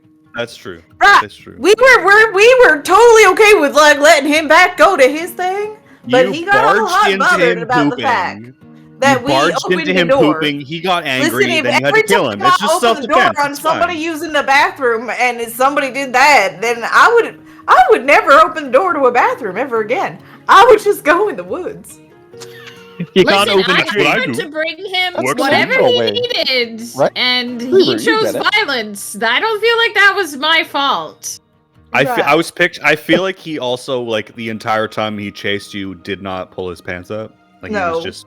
Oh, They were it's just just right winning. around his ankles the whole Yeah, time. he was He poo- just kind of he was poo swished bearing it his the way whole way back. around. Yeah, Yeah. yeah. Oh, yeah. Too Yeah. bad. He was didn't not a live very pleasant long- character. He didn't live very long past the initial He assault. didn't so, actually. You know. We did take Hope care it of him was- pretty quick. I hope it was a good poop because it was his last. It's true. Jeff didn't linger. It's unfortunate, because, like, when you die, you're stuck with the clothes you're wearing, so, like, that guy's stuck like that forever. And that's You unfortunate. can't pull up. Is No. that true? Well, unless somebody a dresses ghost you. told me once. It was wonderful. Well, Ghost? that'll go into Kiona's calculus, changing her outfit from now on. Yes, it was a Whatever ghost. you die in is what It was a ghost who only held up hot peppers. I her don't know common why he did outfits it. look a little He told fancier me. next time you see her. Amazing. Yeah, exactly. Sloppy. Before it was all just utility, now it's a little Lara Croft. Hanging dong and stanky ass for eternity. Very good. Very good. That's the title of my autobiography, coming this autumn. Please support this project. That's an epic fucking I title. will for an pre-order it autobiography. right away. Amazing. Oh, Thank you. shit. Thank you, Tree. So what is next for you fellas on the adventure? Where do you go now? Yes, I'm very curious. I hope you'll come visit soon. Fielding would love to see you. We would love to see Fielding, actually. We have some questions that we could ask her. Well, Yeah, but nobody makes tea quite like, Treeroot or Ephema. I will say, we're going to go save the world, and we got to Yes. find Darfin important. on the way. But We'll see if which one we anything- get done first. I think we're going to the Moon Coast, really. Jesus, ain't that the fucking truth? Damn. Oh my god. I hope Megan didn't hear that shit. What, him saying it's a mystery which one we'll do first? Yeah, find Darfin or save the world. I came to terms with the fact that Darfin is gone forever the moment Foodle looked at someone and said, "Have you heard of my friend Darfin? He's the captain of the Super Guard." Is Darfin hard to find? Who is Darfin? Tell us about Look, Darfin. they Darfin made has been posters and kidnapped. everything. Come Missing. on. Darfin has is been missing. kidnapped by some bad guys, and we have his Darfin sword, and we're trying to is- find him. Darfin is hard to find, but the investigative acumen of our group somehow is making him even harder to find. I just want to. We're not exactly the brightest crayons The in the box. the description of Darfin included the fact that one of his eyes has a massive scar over it because he was injured during the Goblin War, I didn't and he remember has that. literally a glowing blue Not a magic single eye. one of us remember In When did that. that happen? I don't remember that. None of us remember. Before he met you, before he met you, I know it was before, but I don't remember that he had an eye. Like the crazy So, eye. yeah. He was a Literally- broody with a cool sword. literally the So day according to that Kali, Foodle- Darfin didn't have any eyes at all. Is what Kali just the said. day No, he just Dreamy eyes. he the had day that Foodle was like, here's a very generic description of a high elf, my friend, who's very powerful and the captain of the super guard, I knew then that Darfin's gone. It's your guys' loss, because you guys are the ones that'll never meet we'll him again. find him. We He just lives forever he's- in my heart. he's not where we're at right now. We will find him. We're I don't going think there's- toward him. I mean, we're doing as This much boy as we does can. sound We've I asked think one I person in every we town we've are- ever been in. There's I'm nothing thinking- else to be done. We put I'm up some thinking posters in the long last term. place we were. We are gonna find Yeah, him. I and the just think that posters. we're not quite there yet. I feel like Foodle drew them in crayon though, so they don't look anything like anyone. No. No, Mazra Mazra did actually drew draw them. them up, and I rolled really we well. did so- a really Okay. high dice roll on that Yeah. one. Yeah, Apparently, it's a Foodle really fall. hot picture of Darfin. it's like the best. Darfin Phalar, Foodle's Lark- friend. Darfin Larkin Flar. Darfin Darfin? Phalar. Darn good. Captain of the Super Guard. Mazra sounds like we Durgler. put up some posters. Like that's like the maximum amount of effort that Mazra can do. But no, but we actually did. We did magic spells trying to track them, but they didn't work. We tried the We thing. spoke to some kings about it.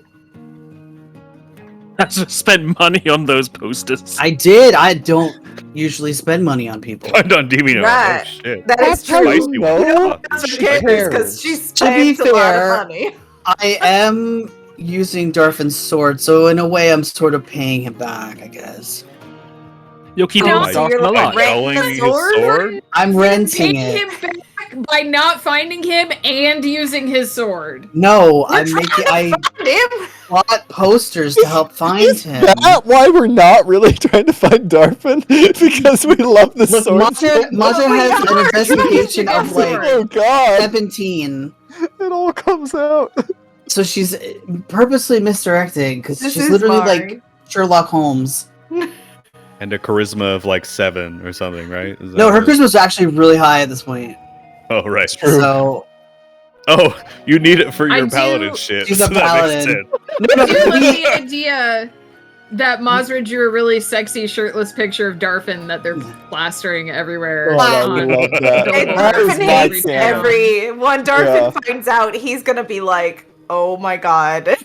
It's we'll it's frame, a we'll frame it's it a- for him when we find him. it's a picture of him. Wander into a random city with some bar that has never taken It's that that- picture it's off that, the wall. It's a picture of him And lying we'll down get like to that see it. picture Yeah. of Burt Reynolds on the bear rug. Yeah. Oh, I'm thinking like the Jeff Goldblum with the shirt open. Oh Yes! yeah. Yes! They're very similar. I mean, realistically, just one Yeah. has more clothing than the other. So. Well, that picture of Sean Connery in like the tighty white, not tighty whities, but like tight leather pants when he was young. Oh my god. Oh my gosh! So before we go, and we do kind of need to go soon, I want to go around and I want you to say something nice about somebody in your party. We'll start with Foodle. I think they're all amazing. I think my favorite thing about Kiona is that, you know, she knows what she wants and she does that, you know, and she keeps us all safe. She looks out for everybody. Like, I don't know. I mean, she's the person I rely on most. And the thing that I love most about Mazra is that she doesn't take shit from nobody, including us. She calls people on their shit and she holds them to it. We need people like that. Oh, that's lovely. Mazra, what would you like to say about somebody in your party? Something nice. My party members are adequate.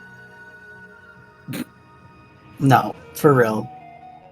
They're acceptable people. Poodle I is just drank! You can't. Oh, that almost came out my nose, you bastard! despite being a Foodle is reliable and surprisingly dangerous.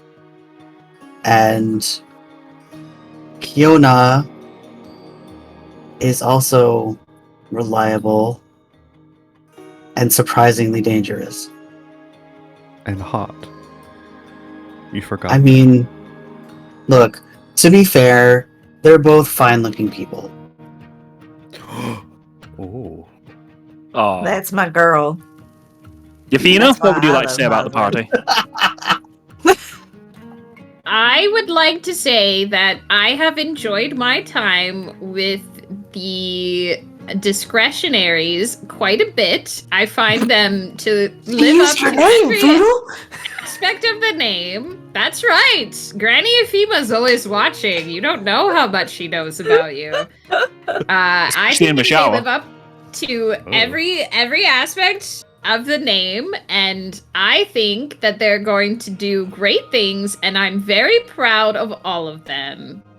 And I hope them many happy returns and many long years, and I hope they discover their true happiness. Oh, that was lovely. Thank you, Athena.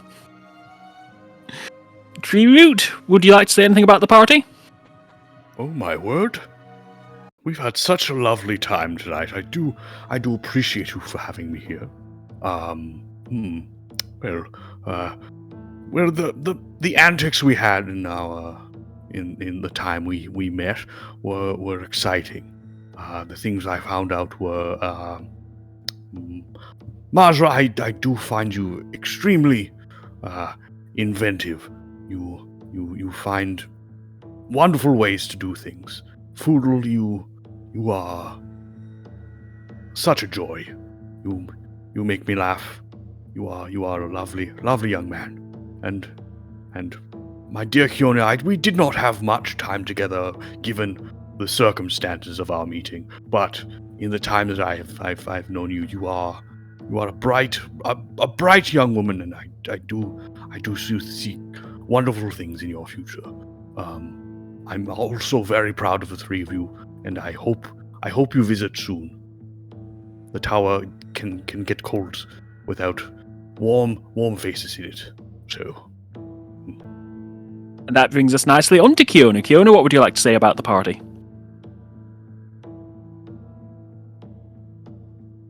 I think that Foodle is always optimistic and happy. And sometimes it makes me angry, but I really appreciate it a lot of the time. And, well, we all know how I feel about Mazra. I think, at this point. That raised eyebrow by Mazra says everything. And finally, the voice of God, the DM. What would you like to say about the party? I would like to say that they are at once clueless and infuriating, yet an utter joy, and somehow the only hope this world has. God, that is horrifying. And in those last three, like Foodle being like, oh, Kiona is so reliable and knows like what she wants and what she's doing, and Kiona's like, no, I don't have a clue what I want or what I'm doing. I know, but Foodle doesn't know that, right? I know, that's so funny because I'm just like, Kiona's like, yeah, no. I will say that the party has somehow found themselves under the patronage of Eldrigo the Storm Dragon, God of Truth, the all-seeing. We did not ask for this. Who sees everything for what it truly is. And there is a reason why he trusts these heroes with the fate of the world. And his egg, like... even though they cannot spell egg. The egg. Look, I am making that omelet someday. No, Mazra, we will return it to the altar. I will ascend to godhood. That sounds mysterious. That's the god you're is that how killing. you- That's right. You're Is that how you supposed to become kill a god? You eat an egg?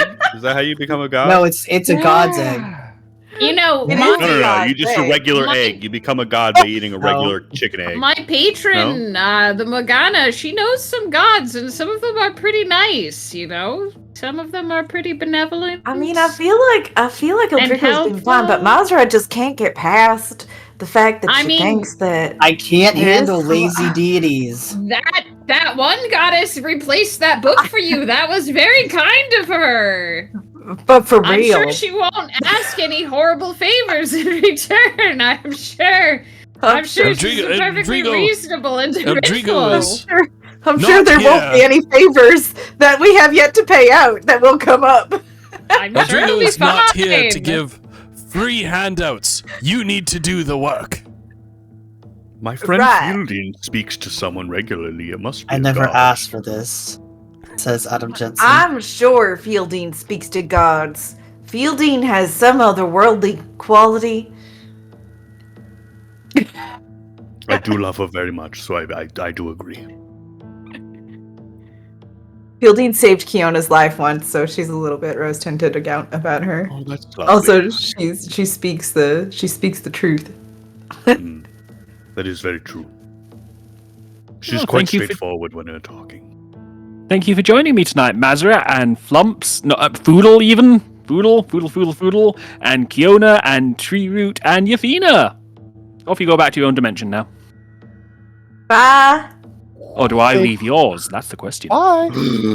Thanks for having us. This was so much fun. It was. This was tons Yes. of fun.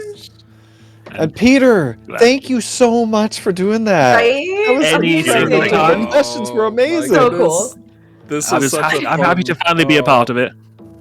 Man. Before we go, final questions to every single person. Final thoughts about the last 100 episodes and hopes, fears, dreams for the next 100. Mr. Pepper, starting with you. There are a lot of things that I hope. I do definitely have some hopes for the future. There are some things that I hope to see these characters accomplish. There's some things that I hope that they do.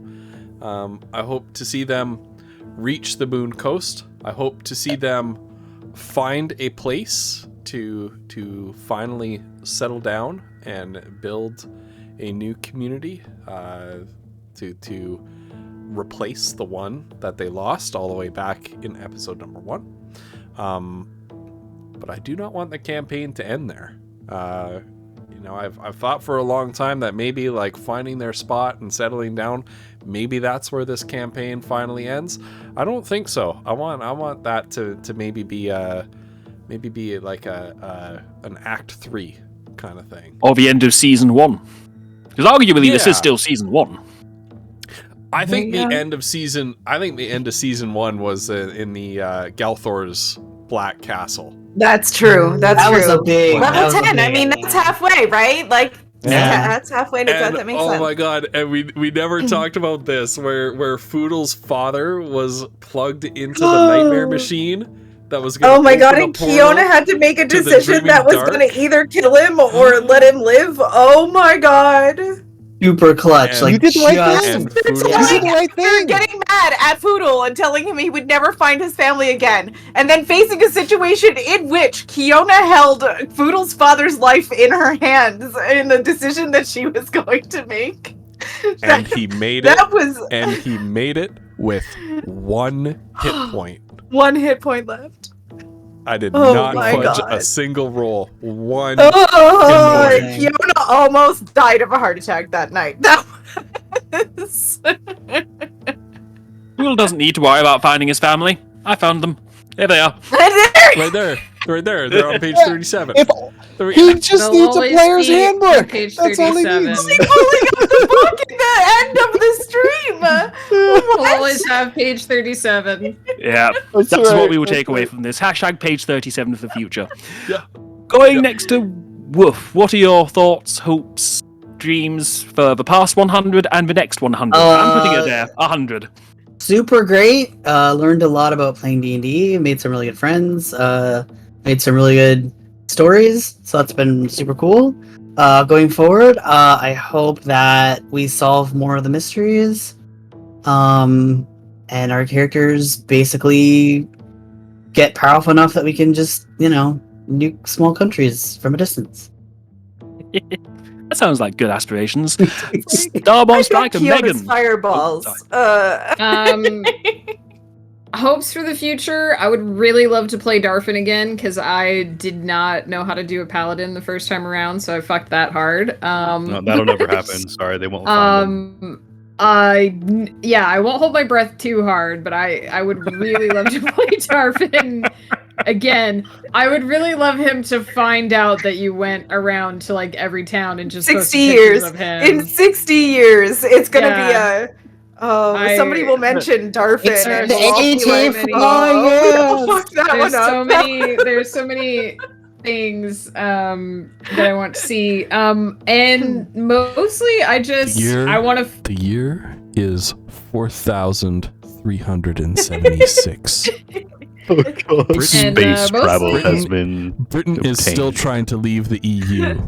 A lone tavern about it. A lone tavern, the last to exist. At the end of the last road, the door swings open. Darfin enters. I also would really like to find out who the BBEG is, because there's a small possibility it could be Ifema. So, we don't know. You don't know. Maybe Kiona's just the demi one because Ifema's been training her. She knows all of the things. So, I just want to see where this story goes, and I'm looking forward to being more a part of it in the future, whatever that ends up manifesting as. Sounds fantastic. Mr. Flumps. I basically learned how to D&D in the first 100 episodes. Well, I say that as if I've arrived. I now know D&D. No, but you have. I don't know. I really have no idea what I'm doing. Don't tell my players. He's a pro now. He's a pro now, Chad. And yeah, for the next 100, I mean, Foodle has some priorities. Like, he wants to, make sure that the world is safe. He wants to make sure, the caravan is safe. So one of the things Ghost mentioned was like finding a place for the caravan. That's a big thing for Foodle, and for me as a player. But then things that Foodle might not necessarily pick up on, I as a player really want to follow, Kiona's thread and find out her journey. And also really want to see what happens with Mazrah. I know she's got a whole bunch of stuff going on as far as like gods and being a cleric, but not a cleric, a paladin, and I don't know.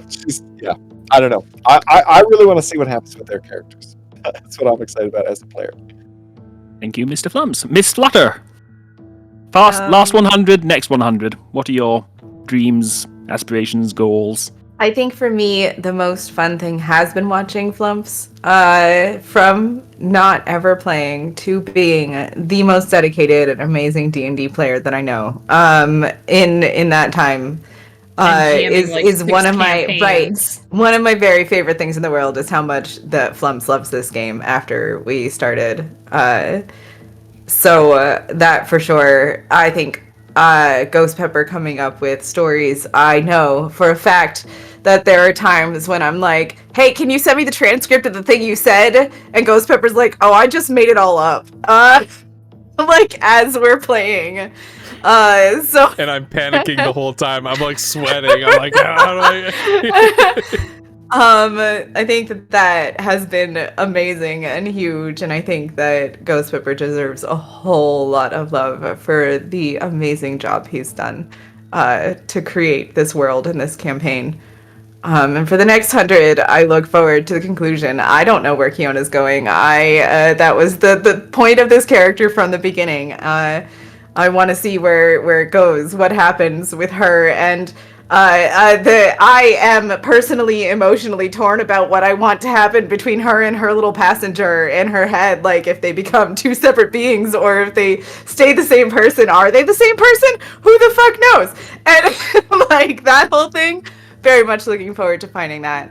And maybe continuing on in the world afterward if that is what everybody wants to do in some way. Thank you, Miss Flutter. And finally, but not least, Bova Distance. What are your thoughts on the last 100 and thoughts for the next 100? Being an audience member and an occasional player in this, and as well as partial world builder, I guess I could say, it's been an amazing ride, honestly. You 4+ people have brought so much emotion to this game and creativity and just, I mean, I can't even is one of the best or better words I could use, to just so much enjoyment for all of us watching. The last 100 episodes have just been so fascinating to watch build and just come forward in what story that Ghost Pepper is making for you. Being a small part of that has just been one of the best things in my life, honestly. You are all big part. You're all so great. Two of the things, I mean, that I'm most interested in seeing, because one of the first times I guested, at the end of the session, I was freaking out muted because I figured out a plot point that did not come to fruition until very recently, and then was freaking out at Ghost Pepper in DMs. So I'm very interested to see the evolution of Kiona's newfound partner in character, and see where that leads to, as well as the Eldrigo connection, because I mean that egg's been around for quite a while. I know, the egg is so exciting, and it's just, I'm so interested to see where that. Do we get a dragon, there. You guys? It's so hard. It's so hard. Ghost Pepper has taken this game in so many wild directions. I could not even guess if I wanted to. Honestly, it's just he's so good at what he's doing with this, and I'm so excited to see and continue to be a part of it, because I mean, again, I've had so much fun so far. So thank you both. So much fun having you. Mm-hmm. With my last few vestiges of power, I would like to take this opportunity to thank Ghost Pepper, to thank Wolf, to thank Starborn Striker, to thank Collarflumps, Flutterdie, and Bova Distance for doing this week after week for our entertainment as an audience member, sitting watching it. It's been fantastic fun to sit and watch you play these games and be this character. Thank you very much. I'm going to hand over the literal control of power back to Mr. Pepper. All right. Peter, thank you so much for doing this. We were so excited. We were, and it was on really short notice too. Like this was when was this? Thursday? Wednesday, Thursday? I think it was Thursday. No, I feel like it was Friday because I missed my flight. My flight got canceled. It was Friday. It was Friday. Yeah. And we were doing our group chat, and we were saying, what are we doing for our 100th episode? What are we gonna do next week? Are we gonna play? Are we gonna have like a discussion, a talk stream? We landed on talk stream, and I said, hey, we all know Peter. Peter's been following the Winds of Chaos for the last while. Turns out he's like some sort of professional at this or something. I don't know. Yeah. My official term is I use my mouth on people and make them happy. That's how I describe myself. Well, you have certainly used your mouth on us and made us all happy tonight. Because this was so you did a way better job at organizing this and running it than any of us could have. And thank you very much. This is true. This is amazing. I had so much fun. We'll have to do this again sometime. In the next 100. This is so cool. Yeah. Yes. The Yeah, next Episode 100. 200 will be this Episode Knowing- 200 actual. knowing our ability to count, so the running joke is that in our group chat, we kept on talking about this being episode 200. I listed it the first time. I was like episode 200. I wrote it out because I was probably thinking of second year, whatever. But it came out 200 in the chat, and then that triggered everybody else to believe that this was episode 200. And so in a bunch of our heads, every time we reference this day, I was like, what have I been doing? And Wolf was like, oh no, I've got all the episodes like mislabeled, and we're like all freaking out. It was the whole thing. We are so terrible at our just job. flipped up and I was wrote a like, 2 wait. instead of a 1, and that Yeah, I know. None of us caught it. Like, and none of us caught it until like 2 weeks later. organizational disaster, and oh my god, This we've was been a great. joking about it since This was a then. great episode 69, part 32. Yeah. Yes, That's right. 69.32. Yeah. Oh, I just had a thought. You know what we need to do? You know how TV shows have after shows now? Like The Walking Dead had The Talking Dead, Star Trek has After Trek. After the winds have calmed. Calm of the wind. I'm not good at names, but you know what I'm trying to say. Yeah. no, I like that. I like Show. what you're doing. Yeah. That is lovely. The only problem is that we usually stop when it's like midnight Wolf's time, yeah. Right. and that's If- if we if stop on Time time. is an issue. That's if we stop on time. I know. I don't know when we do it, but I that love is- that. that is I a- want to pitch. that's a I want to pitch the fantastic idea. name Eye of the Storm because it's usually calm in the eye. Why? Oh, that's a good I like idea. that. It'd also Would it be be calm, like if you though? wanted to do it another day though, like Well, no, Have you put it together? The only way, after yeah. show, the after show is Eye of the Storm, and you're at the center of the storm, and you're talking about the storm. We could do. Yeah, we could I do would just like call it once- Twister once because a it's month. just as chaotic as the regular show. I God, love Twister, and also there's a movie That movie that's is- phenomenal that I I love love to Movie is watch. so good. I do love that And movie a lot. Twister 2 is coming out soon. What? The Tornado's No. Revenge. No. How are you going to do Twister 2 without Bill Paxton? That's what I ask. No. As long as there's No. flying cows, I'm good. Yeah. Yeah, but Wolf shouted him out. I'm gonna shout him out again. Thank you very much. Is that right? Make Yep. sure that you give Peter a follow. He plays lots of comfy, cozy games. So give him a follow. All of our people, I've tried to do the new like tag thing in the stream title. So all the people in Yeah, the stream that's cool. title I saw that are today. tagged Yeah, I in. saw It's that. really neat. I was It's like, really what? neat. Yeah. All I you That's need just to was really do going to cool. remind is you mouse that over you that said, and click follow what? on our friends. Yeah. Nice. Over what? Yeah. I How was did you going to ta- say is it you, just the ad thing? you did say It's the so other night cool. that you wanted to take time at the end of stream and promote everybody. Yep. That's Yep, that's what I'm doing. I'm doing that. Right now. Yeah. I'm doing that right now. If That you is also really all cool, have- though. It was just They also all have reminding the color you. of your chat name too, which is dope. Yep. I see Yep. that. I did not That's realize so that. cool. All you have to do when you set your stream title is put @ and their name. So Nice. it's really, really, really simple, really cool. So check their names out below. We of course have our host Peter Greenwood, who does a bunch of podcasting, lots of cozy, like comfy, cozy games.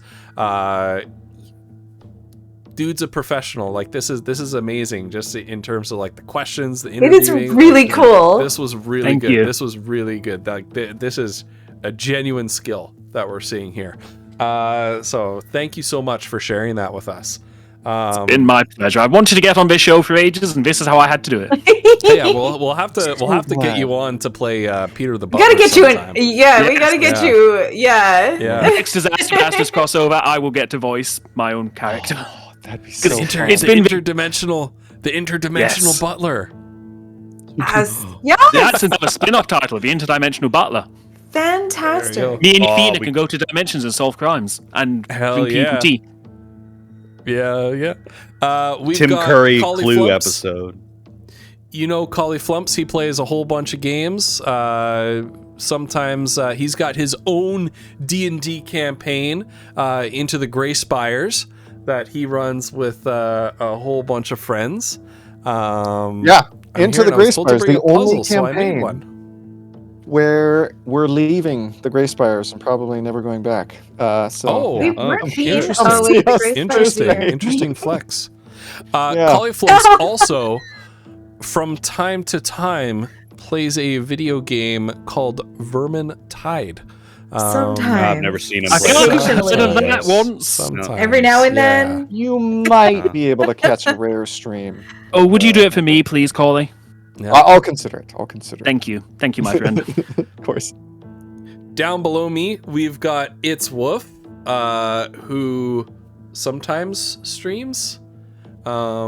Often He promised Now, you it wouldn't need be to- 6 you need to months follow- in between this you time. need to follow Woof because he likes to go live and not tell anybody. He likes He's to, a he likes stealth to- streamer. He's like a He's guerrilla a streamer. stealth. Look, I set up my streamer. stuff, and now I don't know if stream- anything works still because I did You it. Like, did a stream and you 10 said months when you ago, and I ended, you said I'm not gonna wait 6 months to stream again. That's all I'm Yeah, saying. I remember that. I'll wait. I remember Wolf is a pro Five. Dark Souls player. Yes. Confirmed. Uh-huh. Yes. Actually, yes. Yep. He's in my head a lot when I Oh, play yeah, Dark Souls and because that. Woof- And is a balloons. thing. He's very good at balloons Oh too. yeah. So he does lots of like crocheting and making and crafting. Oh, and yeah, check that look out. at that! Check that out. Put it on. Put it on. Put it on. Put it I'm on! doing it. I don't need you to order me to do it. Show the pepper, Ghost Pepper. Look at that. Show Look the at that. pepper. Oh The yeah. fact Show that the it's pepper. so it fits over the headphones makes it better. Yeah. It's honestly. It does. fucking great. Yeah. It is the That greatest is a little hat. skill. It is so It's true. good. Right Look on. at So that. go check Woof out. Amazing. You've got Fluttered Eye over there, also a streamer. Flutter has recently been streaming Jedi Fallen Order, which is Right, a which is- super fun game. It's been really fun to watch her play that, as well It's as very you have a- chaotic and very fun to watch her stumble. It's very good. Yeah. I'm so excited about Yeah. the new game coming out. me Oh, too, me you too, me guys. too, me too. That's coming soon, isn't it? Like Yeah, April? pretty soon. April, Is it at that the end of soon? April. Yeah. Mhm. Mhm. And it was gifted to me for my birthday as a pre-order, so I'll be able to play it. Nice. All right. And you've also got a Valheim series going with Valkyr. Is that right? Yeah, every now and then, if I get Yeah. a Sunday off, Val and I like to play Valheim together. Yeah, and hopefully Nice. I'll do. Nice, Actually, nice, nice. I have a TwitchCon is coming to my city this right. fall. That's right. So, planning a big shindig.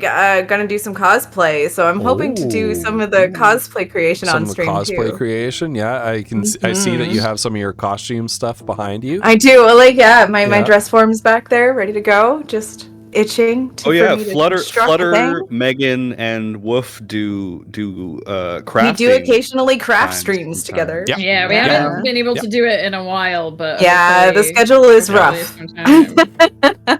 All But they the are way down fun on and, my and, side. and calming. All the way down on my side. Speaking of, you've got Megan Starborn Striker. She is a science fiction and fantasy author. She does mainly book streams, and when I say mainly, I mean like really mainly. But she every does. now I and then, sit at She I writes sit at every my now and then, she'll computer do a and comfy type. crafty stream. clickety clack. Yep. The click. Really I sit at super my zen, you computer and I guys. type. If it's Yeah, lots of daytime fun. in the US-ish It's hemisphere, really boring. no, it is the most zen, amazing thing Yeah, to it's a sit lot of and fun. listen to Megan's It's a lot of fun. chat. And she gives a lot Uh, of great writing pointers too. For sure. We do as well. talk shop, yeah. And my books And are all on you should- Amazon if you want Yep. them. So Come for the there's writing, link- stay for the there's sass. a Post link the link in the to- chat if you want to. Yep, there's the link to Megan's website that you can visit in order to check out her books. If you Uh, sign up for my newsletter, you get 2 free novellas. One is a 10,000 word sci-fi story called The Paradox Syndrome. And one is a 25,000 word fantasy short story called The Oracle's Tale, named in the theme of the Canterbury Tales. So you get both of those just for signing up for my newsletter. And there's tons of shorts on my blog. Some of them tie in with the novels. Some of them are just for fun. We write them on streams. That's on where our Winds of Fridays. Chaos shorts are too. That's where the Winds of Chaos shorts are. If you search for Winds of Chaos, it should come up, or if you search for a particular character's name, it should come up. All of those are on there. Ephima's letters that she sent to the party are on there as well as the items that she gave in her care package. And yeah, my latest book is called Smooth Jazz, despite Ghost's judgment of that title. There was no judgment. Finally, on the bottom right, we have Bow the Distance. They do not stream, although they should. But Bo does a whole bunch of really cool stuff. Bo is a pillar in this little Twitch community. You can find them everywhere on everybody's streams. So absolutely you should go check them out. You should follow them. They have a wealth of knowledge of Dungeons and Dragons, other RPG systems, LARPing, all sorts of really, really, really cool things. And Bo is just I get hyper person. fixated on stuff too often. So like if you have a thing you're interested in, one, tell me about it because I want to hear about it. I love listening to people talk about things they're passionate about. But two, I probably have tried it and will love to hear other people's experiences of those things. So, talk to me. I love it. All right. And with that said, thank you everyone for joining us. This has been an absolute treat to hang out with all of you on stream, on our little panel here. Thank you to everybody in chat for hanging out. It's been really super fun to interact with you tonight. Hope to see all of you next Tuesday for shall I say session 100? Not really episode. This is episode 100. 101. It'll be session. Should we just skip like session 100 and just call it session? I think we 101? should. It should be it should be yes. People amazing part 33. Oh, Yeah. and then we should start next week's session with like the characters waking up, being like, "Can you believe that happened?" Right? Like, what was that? A collective dream. We've done that. Who was that weird guy who popped in? Wasn't he hot? Fucking weird. I could have sworn session Darfin was 100. there for Right? I could have sworn I saw Darfin for a minute. That's true, Tarvax. That's true. That's true. We did have roleplay. Right? All right, folks. That's true. Counts.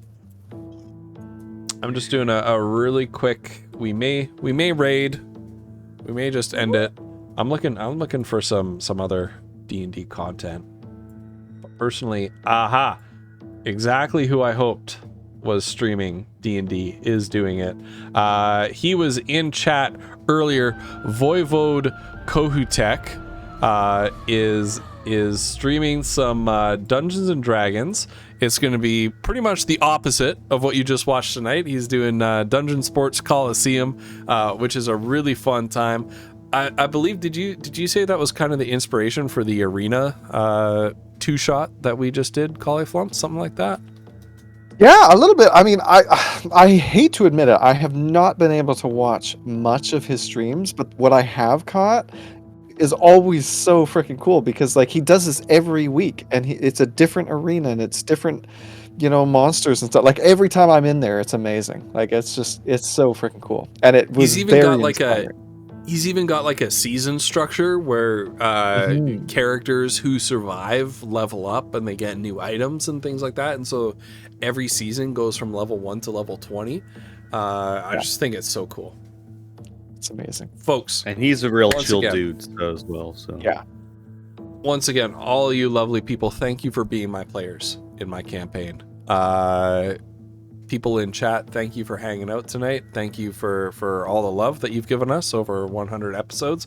Peter, thank you for being Peter. Thank you for hosting this little get together tonight. This has been wonderful. I am so happy that we could snag you for this because this was super, super cool and I had a lot of fun. This was so fun. Thank you so much for having me again. I had a blast. Heck yeah. Can't wait till next time. But until then, if you've got the emotes for it, I love it. If you got the emotes for it, grab a spicy raid message. Let's head on over to VK's chat, give them some love, and we will see you next Tuesday. Bye.